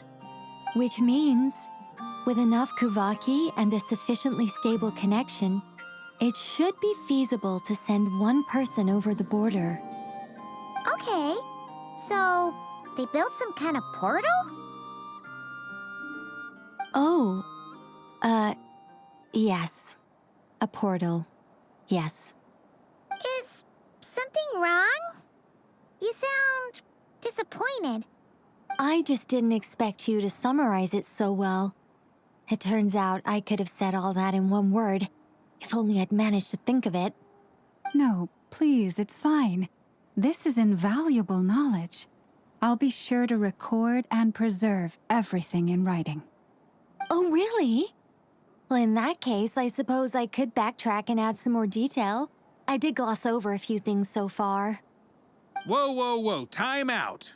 Let's summarize what we've got first. The Hyperboreans were the last ones to use this method, right? So we somehow need to find whatever structure they built and make sure there's enough Kuvaki to power it up. Luckily, we have the moon marrow of both the eternal and iridescent moons, so we're all good for Kuvaki. Which means the key issue we need to focus on is finding the place. Am I right so far? Yes. Although I expect the structure is long gone by now. That said, what if we could take advantage of the phantoms to travel back to a time when it still existed?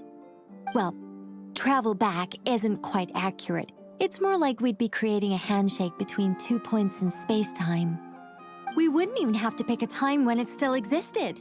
It could just be a time when it still appeared in phantom form via projection, or we could project our own phantoms, fold them together, and... You look lost. Was that too hard to follow? Yeah, things got a little, technical there. Paimon's brain is reaching capacity. All right. Let me think about how to put this more simply. Okay, got it. Over the next few days, I'll search for phantoms that we can use. Once I find one that meets the criteria, I'll let you know and we'll regroup. By completing certain rituals, specific individuals will be able to enter the phantom and make it to the Hyperborean structure. If everything checks out and it looks feasible, we'll just need to wait for Moon Prayer Night, and we can send the moon goddess back home. I'm really skimping on the detail here. Is this making any sense at all? I think so. For now, we'll just wait to hear from you. Yes. Basically, yes. Great. Counting on you. In the meantime, we'll focus on finding the moon goddess's name. My name? Are they looking for a way to stop me from disappearing? Excuse me, Miss... Go on, Miss Nicole. This conversation was a little all over the place. I didn't catch your name. I am Lauma, of the Frost Moon Scions. Ah, I did wonder. I noticed that you listened very intently when I spoke about Hyperborea and the moon's history. If you'd be interested, I'd love to visit you this evening and go through it again in greater detail. Also, if you were serious about making a record, it would be too risky to simply write down the raw details as is. I would suggest some tweaks. Maybe rewrite the stories as fairy tales or fables, perhaps even prayers. Anyway, we can cross that bridge when we come to it. So, see you later then? Oh, and no need to prepare anything. Just a cup of tea will do. See ya! She seems friendly. It's just... It's so nice to find someone who's actually willing to listen. I've been dying for a chance to finally go through all this systematically from start to finish. Any longer and I'd probably start forgetting it. Now Paimon gets why Alice told us to mind our heads. Ha ha ha ha! What did I tell you? A lot of quirky people in Alice's orbit. Now then, the next order of business is, where do we start looking for the moon goddess's name? Maybe the rest of what Nicole has to say might give us some clues.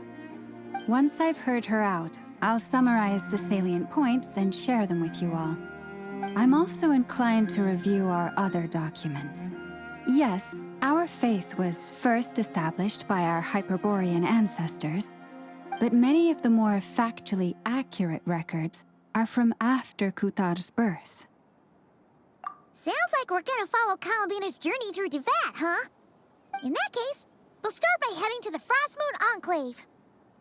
Sounds like a plan. Take this with you. I'll see about getting in touch with the Fatui. It'll probably just be Arlecchino and Sandroni again. They're the only ones who would want to help. Thank you, Mr. Varka. Don't mention it. Honestly, I'm more comfortable dealing with the Fatui than prying into the details of a young lady's childhood. Catch you later. I should follow them, just in case there's some way that I can help.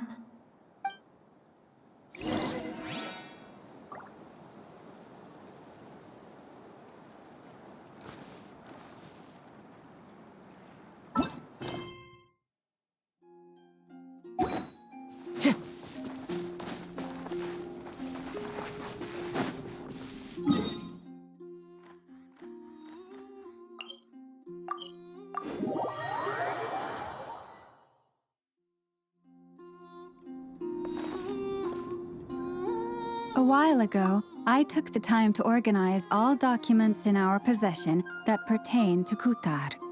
What you see here is the material I consider reliable. You're saying there's unreliable material too? Yes. Most of the information we have was transmitted through an oral tradition. Inevitably, some of her stories were mythologized and deified over the years through countless retellings. That's why I organized them into reliable and unreliable. There's no sense seeking answers in history unless we can ensure the veracity of the historical record. Makes sense. All right, let's take a look through.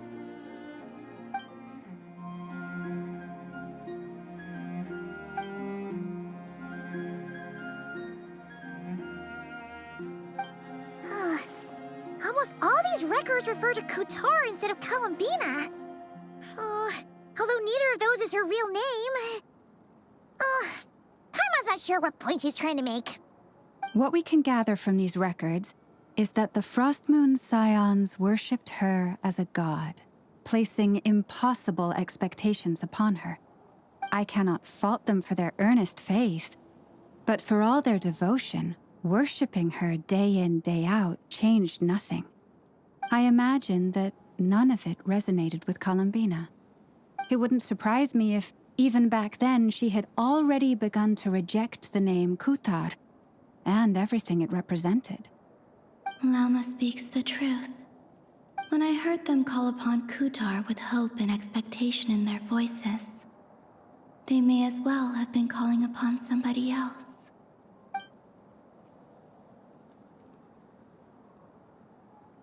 Well, that's a bit complicated. I looked at the level of detail, perceived authenticity, prose style, and how realistic their portrayal of Kutar seemed to be. Amongst the Frost Moon Scions of today, only I know of her existence, and I alone have spoken to her face to face. As such, I know that there are certain things she simply would never do. That being said, I have sensed some changes in her lately. Changes? Me? Seems like this is getting us nowhere. For what it's worth, why don't we check the unreliable sources too? Sure. Give me a moment.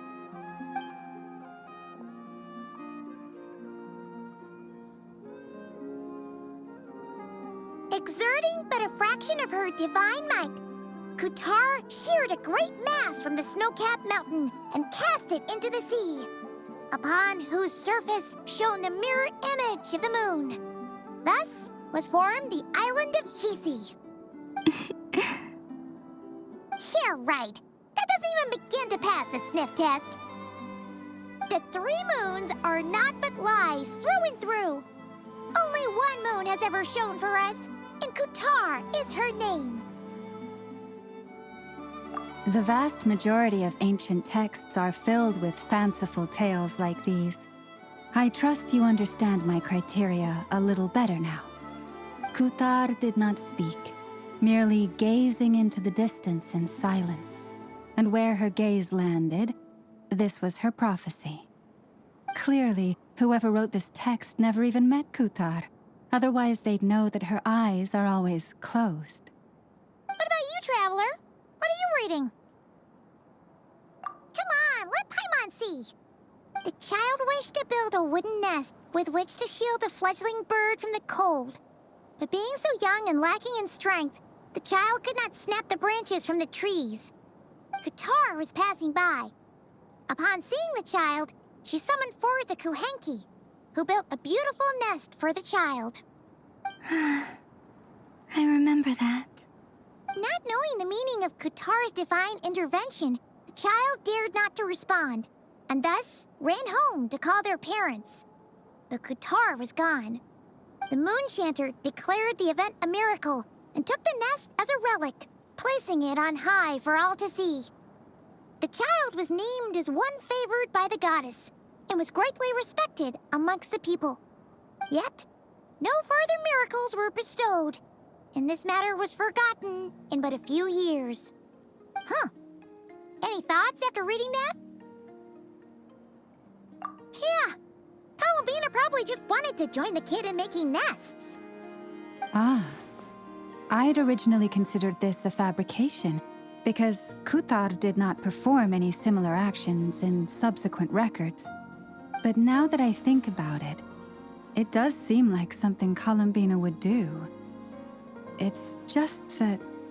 She didn't know how other people would interpret her actions. She was probably worried about making things difficult for people. So, she gradually stopped joining in. Yes. Oh, that's so sad.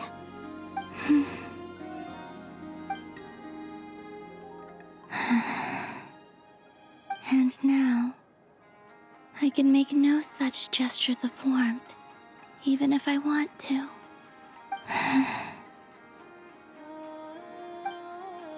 Still no name. That's a bit of a shame. But we did learn some interesting stories. That's gotta count for something. Barca said he was gonna set up a meeting with Arlecchino and Sandrone, right? Let's go back to Nasha Town and see how he's doing.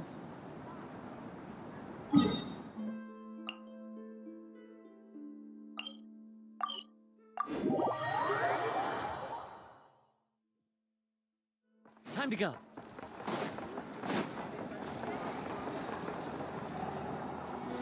Let's see. There's Varka. Oh, and it's Durin and Albedo, too. Yeah, this is pretty much the same place we bumped into each other last time. I convinced them to stick around a little longer. We were all waiting on people, so I figured having a little company would help pass the time. Ah, so you've been waiting for us? Does this mean that you've already arranged things with the Fatui? Sure does. Now you're back, we can go meet up with them together. How'd your investigation of the Frost Moon Enclave go? Well, we didn't find out Columbina's true name. But apart from that, it went pretty well. Aha, just as well that I didn't tag along then. I'm sure our moon goddess wouldn't want every man and his dog knowing all about her private life. Still, desperate times, desperate measures, I guess. Someone had to do it. So, Varka was waiting on us, but what about you two? Are you waiting for Alice? Oh, no. We already met with her. We discussed that experiment I mentioned to you last time. Oh, and she also handed me this communication device. That's right. I understand she informed you about the relationship between the phantom phenomena and Tevat's borders, yes? She wants me to help her with some more experiments on that front. She said that she'll contact me through this device with more information. Ah, I see. Following instructions and making observations. Pretty common research method. Takes me right back to Albedo's lab. Wait, then who exactly are you meeting? Someone you know. Albedo's met him too. But I don't think Miss Lauma or the Grand Master have been introduced. Introductions are overrated, especially in cases like this. It's you! So, it's not like the Academia has prohibitions against going abroad. Also, I applied for leave. I've been writing to Hat Guy since obtaining a human form. I've already brought him up to speed on everything that's been going on in Nodcry. Hat Guy? Turns out, I actually have heard that name before. Oh? Then why did you react the same way I did? I only knew the name, not the fella. But since we're all here, let's do some introductions for what it's worth. I'm Varka, Grand Master of the Knights of Favonius. Lauma, Moon Chanter of the Frost Moon Scions. And I'm a Driosh from the Vahumana Darshan of the Sumero Academia. Hat Guy. Good to see you again, Mr. Guy. I believe we last saw each other on the boat ride here.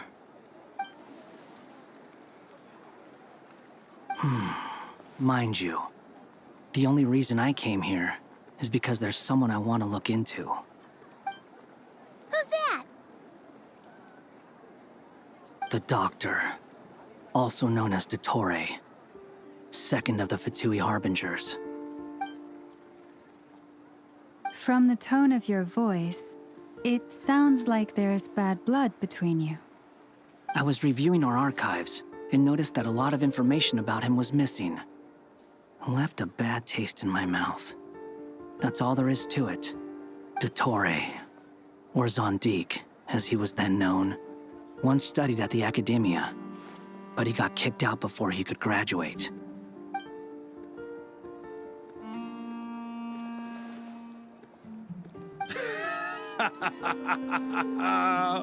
So the Harbinger's #2 man is a college dropout? How embarrassing for them. Last we heard, he was planning something. We actually heard that a few times before, even coming to Notcry. But we haven't seen a trace of him since we got here. He only appears when something interests him. For all we know, he might have left already. But the fact he did something here at all is worth noting. It'll fill a couple extra lines in his file. Why does it sound less like a file you're writing and more like a criminal record? Anyway, we were just about to meet 2 of the other Harbingers. Want to come along? You might learn a thing or two about him there. Sure. Even though they're Harbingers, well, they're old acquaintances of ours, so, you know, when you talk to them, try to be... I got it. The Frost Moon Scion's relations with the Fatui remain tense. Forgive me if I do not attend. In that case, we'll continue assisting Miss Alice with her experiments. Good stuff. Everyone's having a fruitful time. All right, we better get going. I'll lead the way.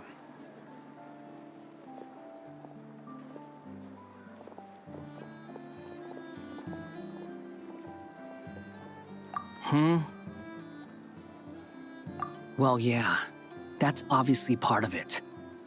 But I'm not the only one who has a score to settle with him. Neither you, nor Lesser Lord Kusanali, nor I want to see him meddling with things again. What's the hurry? Don't worry. Pigeons always know which way home is.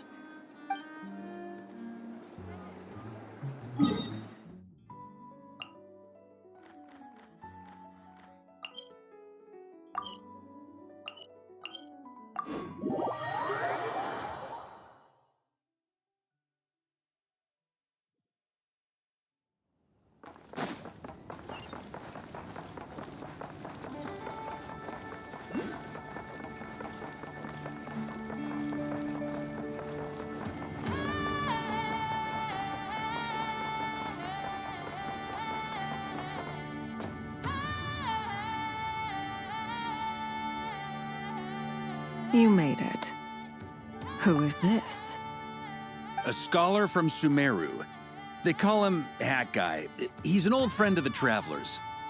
Wait, this is the academia representative you wrote about?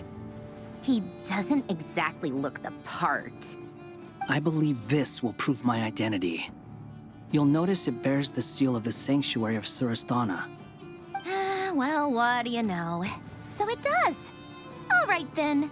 My mistake. It's fine. I expected as much. What? So as I mentioned in my letter, the Academia's got its eyes on Dottore. But this matter remains top secret.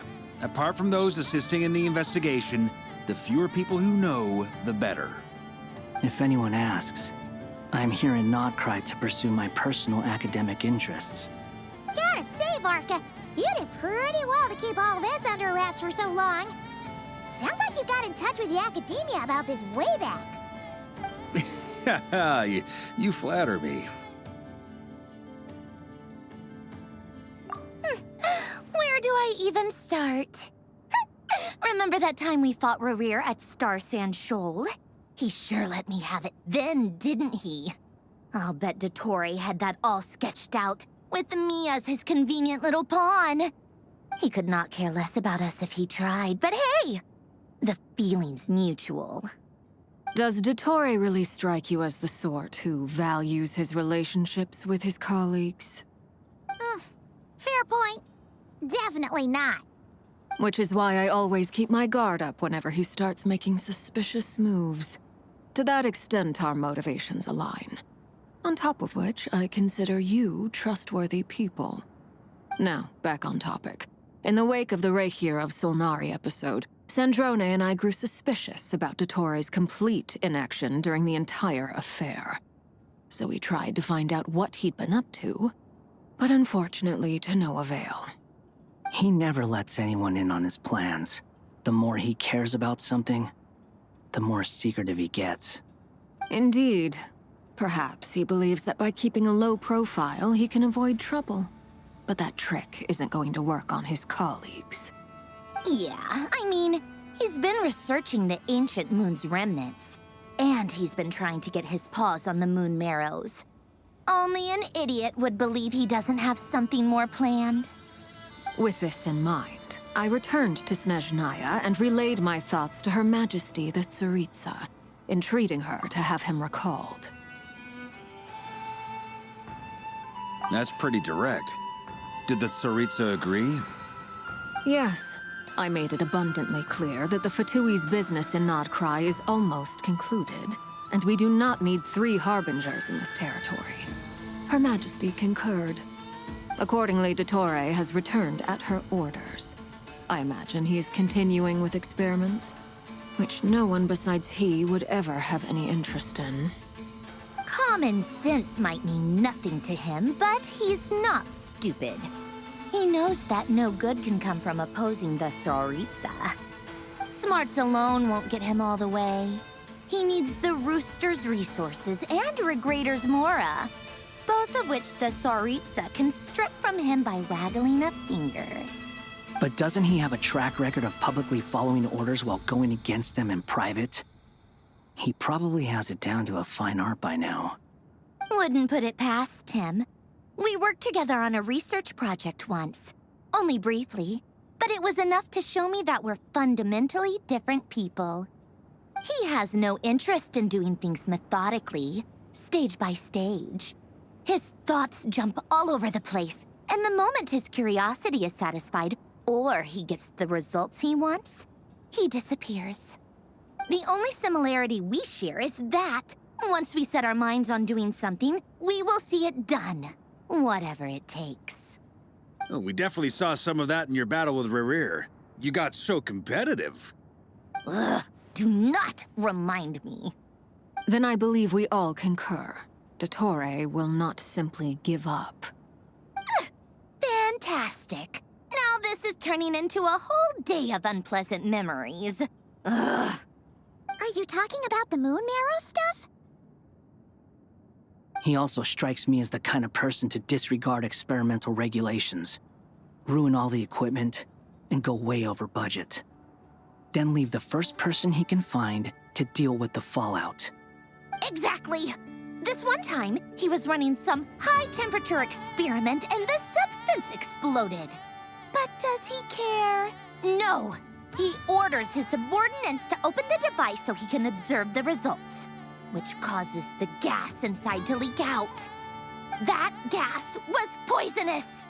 If I hadn't been there, who knows how many people might have died. And after all that, he left, while I was still cleaning up after his mess. What a waste of time, he said. Waste of time? The nerve!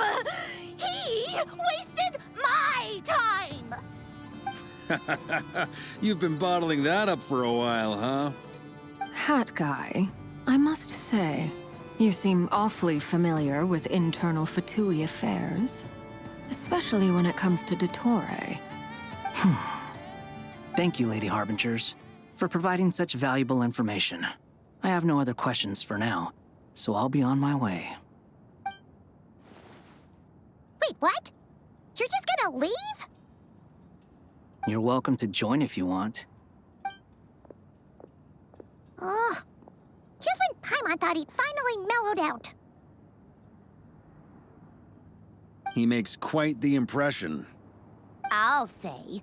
I've met tons of headstrong people, but not many of them would join me in bad-mouthing Dottore. Anyway, back to the main agenda. Barca, you said that Columbina has gone missing? Or rather, disappeared. Yeah. We're working on building a connection between her and this world. The simplest method is to find out her real name. I've actually asked her that question before, but she said she didn't know. Considering our relationship, I doubt she was lying to me. As far as I recall, she was never dispatched by Her Majesty to claim a gnosis or anything like that. The Tsaritsa's plans had long contained a place specifically for her. I always thought that was weird. What could she do that the rest of us couldn't? Knowing what we do now, it's probably something related to Kavaki, right? More than likely. When she first arrived, Columbina would often go to Her Majesty and ask when she could start the task assigned to her. But Her Majesty always gave the same reply. The time has not yet come. So she spent her days in Snezhnaya doing basically nothing. The Tsaritsa has summoned a beautiful blind maiden to be a harbinger, giving her the third seat by virtue only of her enchanting voice. It was a dumb and stupid rumor, but the reality of the situation made it hard to refute. And what happened after that? I imagine she stopped caring. She no longer seemed to care why she had been recruited, and Her Majesty never gave her any missions, so she just continued to sing in the flower garden. For my part, I was busy. So busy, in fact, that watching someone be that idle had me fuming. But still, I got the sense that she had long been used to a life of other people claiming she was needed when she wasn't. I just felt that having a place to stay would cost me something eventually. And so I waited quietly for the day that I would have to pay the price. And on the other end of that spectrum, you had me. Someone once told me that I had the lousiest work and the toughest luck. That's a good way of putting it. I forget who said it, but those words have always stuck with me. But you've done your job exceptionally well all this time. Because at heart, you are a conscientious person. What is it? Something come to mind?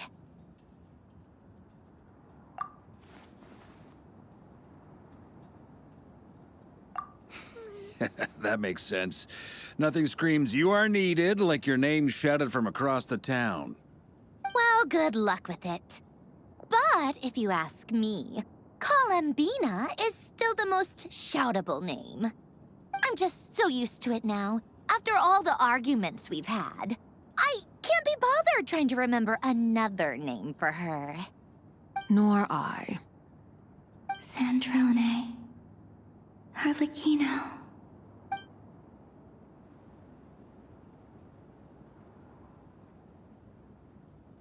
Huh! It's a Sealy! Does that mean Nicole has news for us? Ladies, I thank you for your hospitality. If the chance ever comes up, I definitely owe you both a drink sometime. I'm sure it will. You can make your own way out. Heck, you've been here enough times, you probably know your way around better than I do. Okay! Time to do what adventurers do best. Follow that Sealy!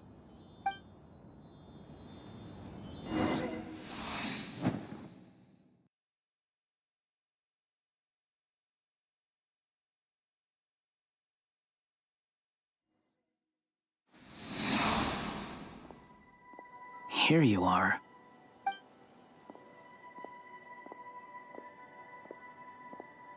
Oh, that guy. How come you're back so soon? Did things go all right with the Fatui? Fine. Dotori's been summoned home by the Tsaritsa. Couldn't get much more than that. How about you? Any progress with the investigation? Unfortunately not. We've tried everything. Different phantoms, different locations, different points in history. But the results are the same each time. Abyssal monsters roaming the land. People crying out in despair, with no hope of being rescued. Every time I see it, I can't help but think, is this what it was like in Mondstadt when Dragonspine Durin attacked? And If I fail in the task I've been given, will I create yet another tragedy? That's just meaningless speculation. When we encountered similar phenomena previously, I tried to interfere with those illusions, using sounds and lights to guide them. However, we could not change their fates. At most, we were able to extend their existences. The events of the past are like fate that has been written into Irminsul. There isn't a living thing in Teyvat that can escape its past. But Miss Alice instructed us to try to find ways to change the outcome that these phantoms face. It's an impossible task. Can't you just refuse? Since she asked us to do this, I feel like it can't truly be impossible. Or if it is, well, mages can make the impossible possible. I could not have been born as Durin otherwise. But you also said that your past 39 attempts were fruitless. That's true. But you're still going. Yes. After this many futile attempts, surely you realize that you're not doing this because you still believe what some mage told you. It's because you want her hypothesis to come true. It's something you wish for deep inside. So, think for yourself about what you want to do. As long as you don't believe it's futile, it isn't. Yeah. Previous experience indicates that we cannot touch the phantoms, which limits the effectiveness of our interventions. If we want to clear this hurdle, we need to break this rule somehow. Same thought here. Following the same rules means repeating the same failures. Reducing ourselves to mere playthings of fate. So you mean we need to figure out a way to make contact with them despite knowing that we can't? Yes, and I suspect that's something only you are capable of. Everything in Teyvat is logged in Irminsul, but the withering that once occurred in Sumeru was a sign that the Great World Tree was being corrupted. This corruption allowed things that should not have existed in Teyvat to appear. This is tantamount to rewriting reality to an extent. You're saying abyssal power might be able to affect those phantoms? No one's ever tried it before. If you're gonna try it, it'll take courage. And you have to be confident that you can control it. Is anyone there? Has anyone seen my daughter? She's missing. I have to find her. I hear someone inside. Spargana? Are you in there?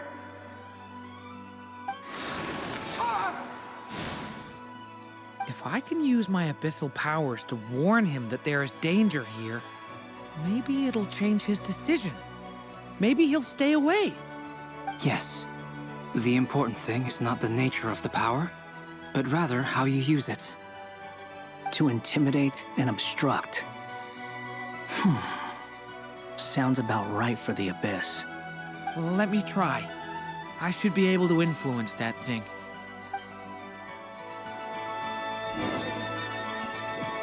Have you seen a little girl? What? This isn't the time for that! Just run! Watch out!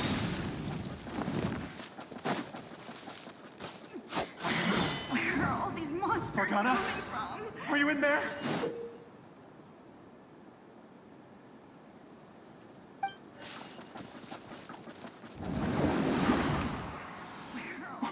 What is this? Looks dangerous. I should get out of here.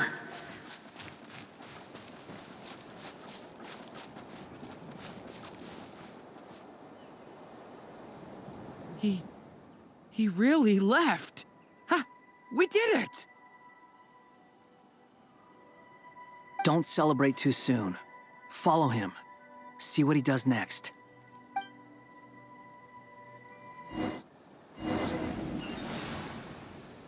Monsters approaching from the front. You need to stop them and create an opportunity for him to hide.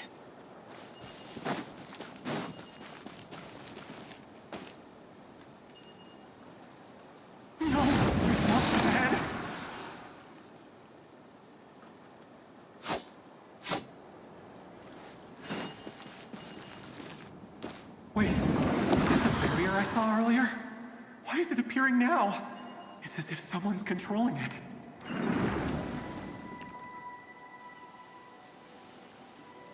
The monsters are gone. Is it safe now?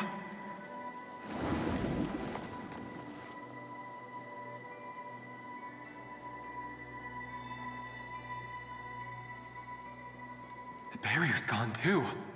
How odd. Anyway, I guess I'll keep going. Quickly, let's keep up.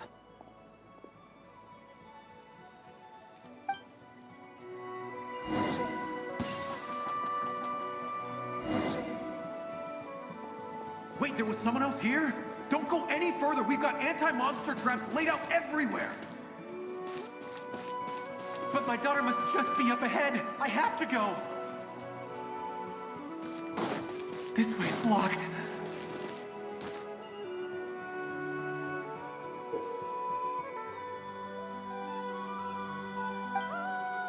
We might be able to use the explosives over there, but we need to take care not to hurt him.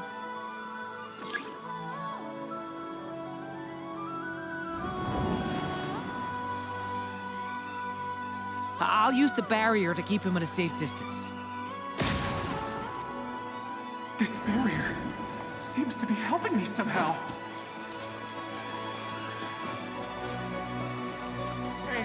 Hey, wake up! Oh, no good. Gotta keep moving ahead.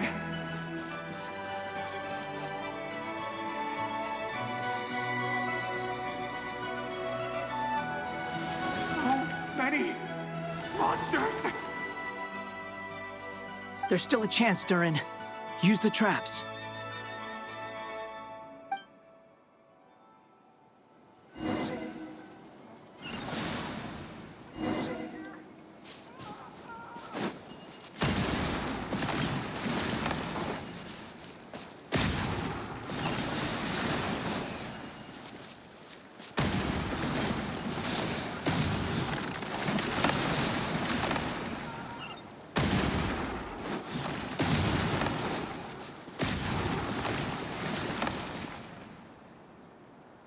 This is a new development. I've never seen this happen before. We might just be able to save this person.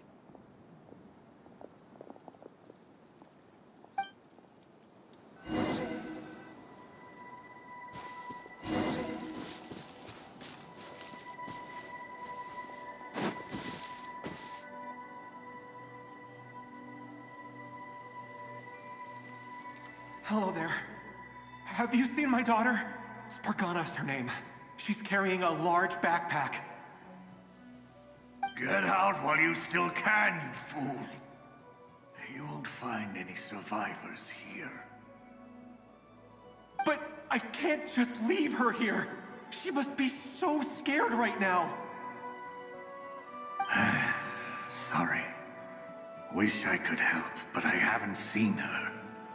You'll just have to keep looking.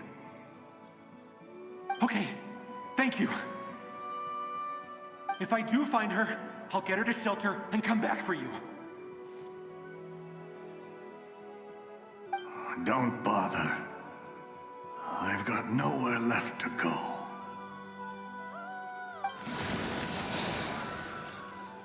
What's that noise?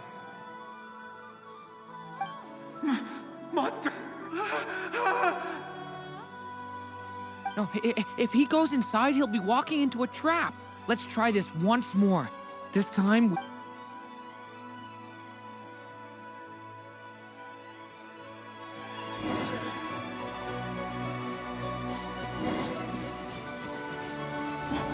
Why? How will I know where Spargana's gone like this? You know what? I'll trust this strange barrier. It's got me this far after all.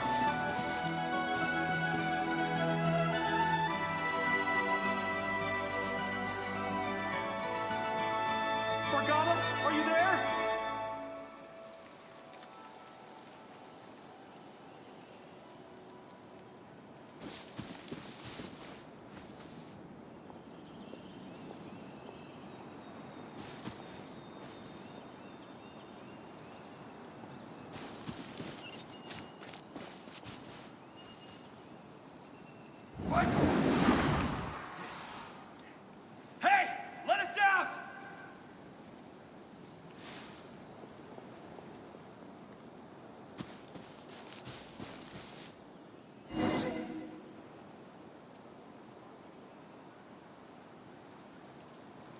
Huh?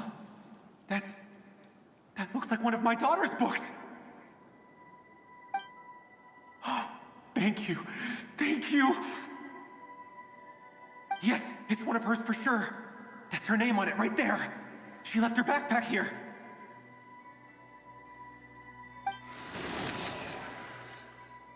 Durin, just like last time. Use the explosives.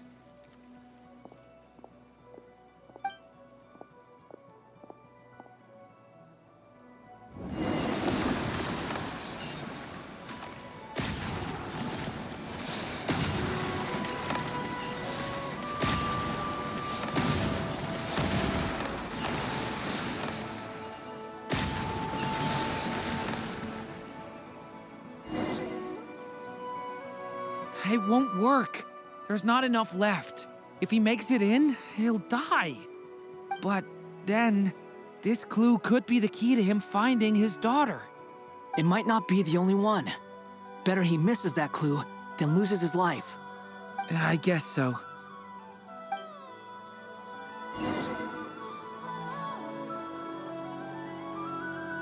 Stop him, Durin. We can't let him get any further in. That's my daughter's book! She's passed this way! Why?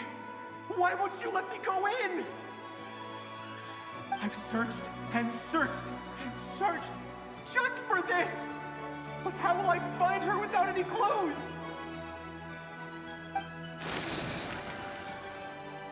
I no longer have anywhere else to go.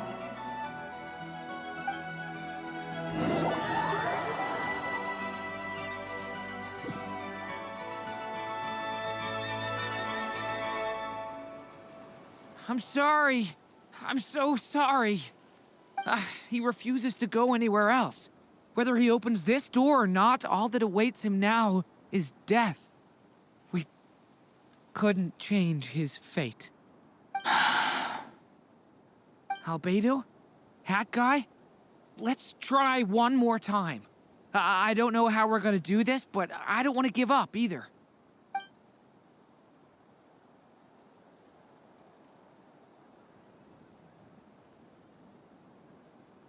Why am I here? What's going on? All these scenes running through my head. Where are they from? Huh? What's going on? His reactions have changed. How many times have I... What's happening to me? Huh? Wait, who are you? You can see us now? I feel like I always could, but that I only just realized you were there. I'm sorry, I don't know how to describe what I'm feeling. But you were the ones guiding me using that marked barrier, right? I haven't done anything yet, but those monsters, those deaths, they feel like memories. Like things I really did experience. I won't find my daughter. In fact, I'll ultimately die trying to find her. Isn't that right? Well, no, it isn't. Yes, it is. Even so, we're trying to find a way out of this. You've not seen my daughter either, have you? It seems she really isn't here.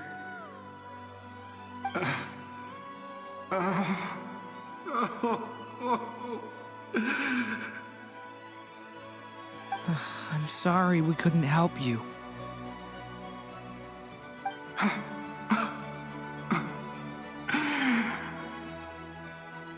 I'm just tired. Maybe this is destiny. Maybe it doesn't matter how hard I search. How long do I have left? Experience says 15 to 20 minutes. 15 to 20. Thank you for all your help. Let's rest a while. You look exhausted too. Now's not the time for you to start pitying us. It's not pity. I'm just realizing that I've only got 10 or so minutes left. You know?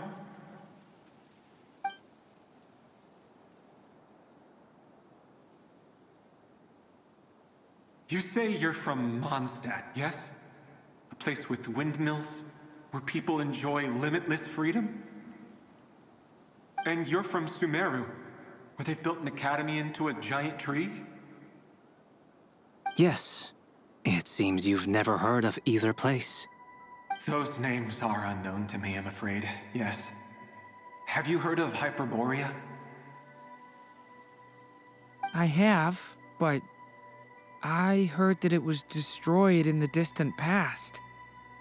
I see. That was where my ancestors once lived. What about Delphi Pytho? Was it later rebuilt? I've never heard that name. Then what about Sal Vindagnir? I have seen that name on stone tablets on Dragonspine. But I'm afraid the only things left of that place are its ruins. I see. Sure enough, there was no way to turn this around, huh? I'm sorry. I was the one who asked to chat, but it seems like we're too many ages apart. There's barely any common ground to start from. It's all right. We did hear something new, at least.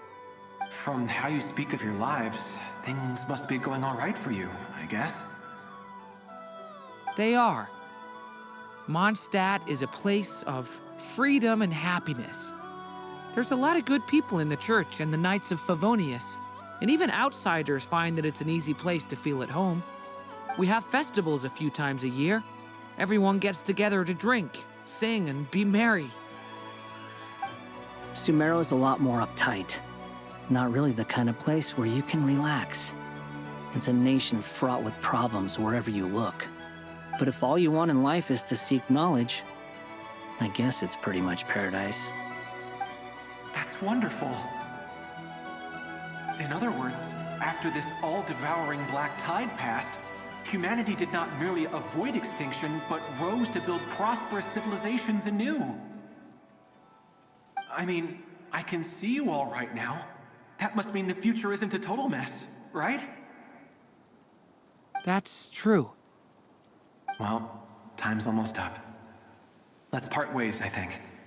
Might be best if you don't waste too much time on me.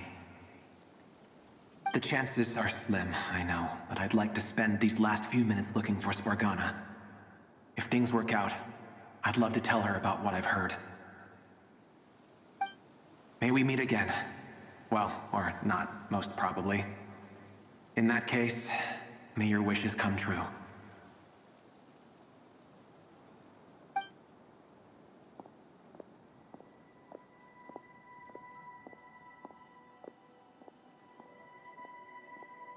He's gone. In a few minutes, he will meet the end that was his to begin with. The ending of this tale did not change, but I believe that we've just made the most progress we have yet. May your wishes come true. If only it were so simple. Hat Guy, could I ask you a question? You've never talked about your past. It seems complicated, and it weighs heavily on you, too. Would you be willing to tell me about it? I mean, sometimes it's better to get things out in the open. Take that guy we try to help, for instance. At least he said goodbye with a smile, right? I know about Albedo's past. Our experiences are very similar, and he created me. As for you, you're my first friend, and you've witnessed every step I've taken. But by comparison, I know nothing about you. Either way, I mean, we're still best friends. But if I knew more about you, I might understand your thoughts a bit better. I've told you about myself. I'm a student at the academia. And what did you do before that? Prepared for the entrance exam? All right. If you really don't want to talk about it, I won't press you any further. I was a puppet built from the branches of a white tree, using technology left behind by the Conrian schools of mechanical engineering. A white tree? You mean an Irminsul tree? Yes, a branch of Irminsul that was once connected to the main tree. So you had a human creator too? Yeah, but my creator abandoned me after deciding that I was a failure. After that,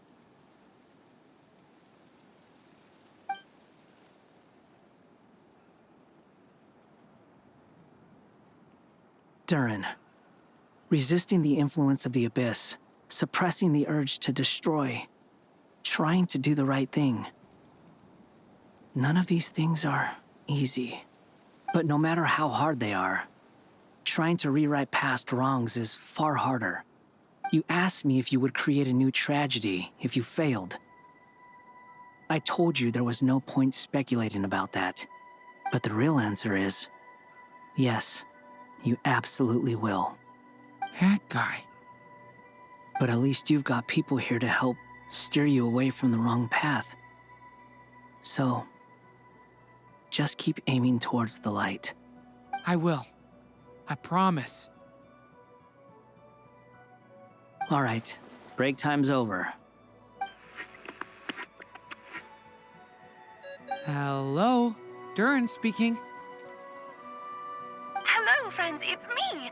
What have you been up to, I'm detecting some unmistakable fluctuations here at the border. The amplitude isn't particularly high, but they're completely different signals from the ones before, and the scale is comparable to those I've detected previously. Alice, we were unable to save that person. However, he appears to have retained a portion of the memories gained through that cycle, and was able to hold a conversation with us. I see. Well, that is rather odd indeed. It definitely merits further attention. Could I trouble you to keep trying the same approach? I need to gather some more data. Counting on you. I should probably have Nicole come and check this out as well.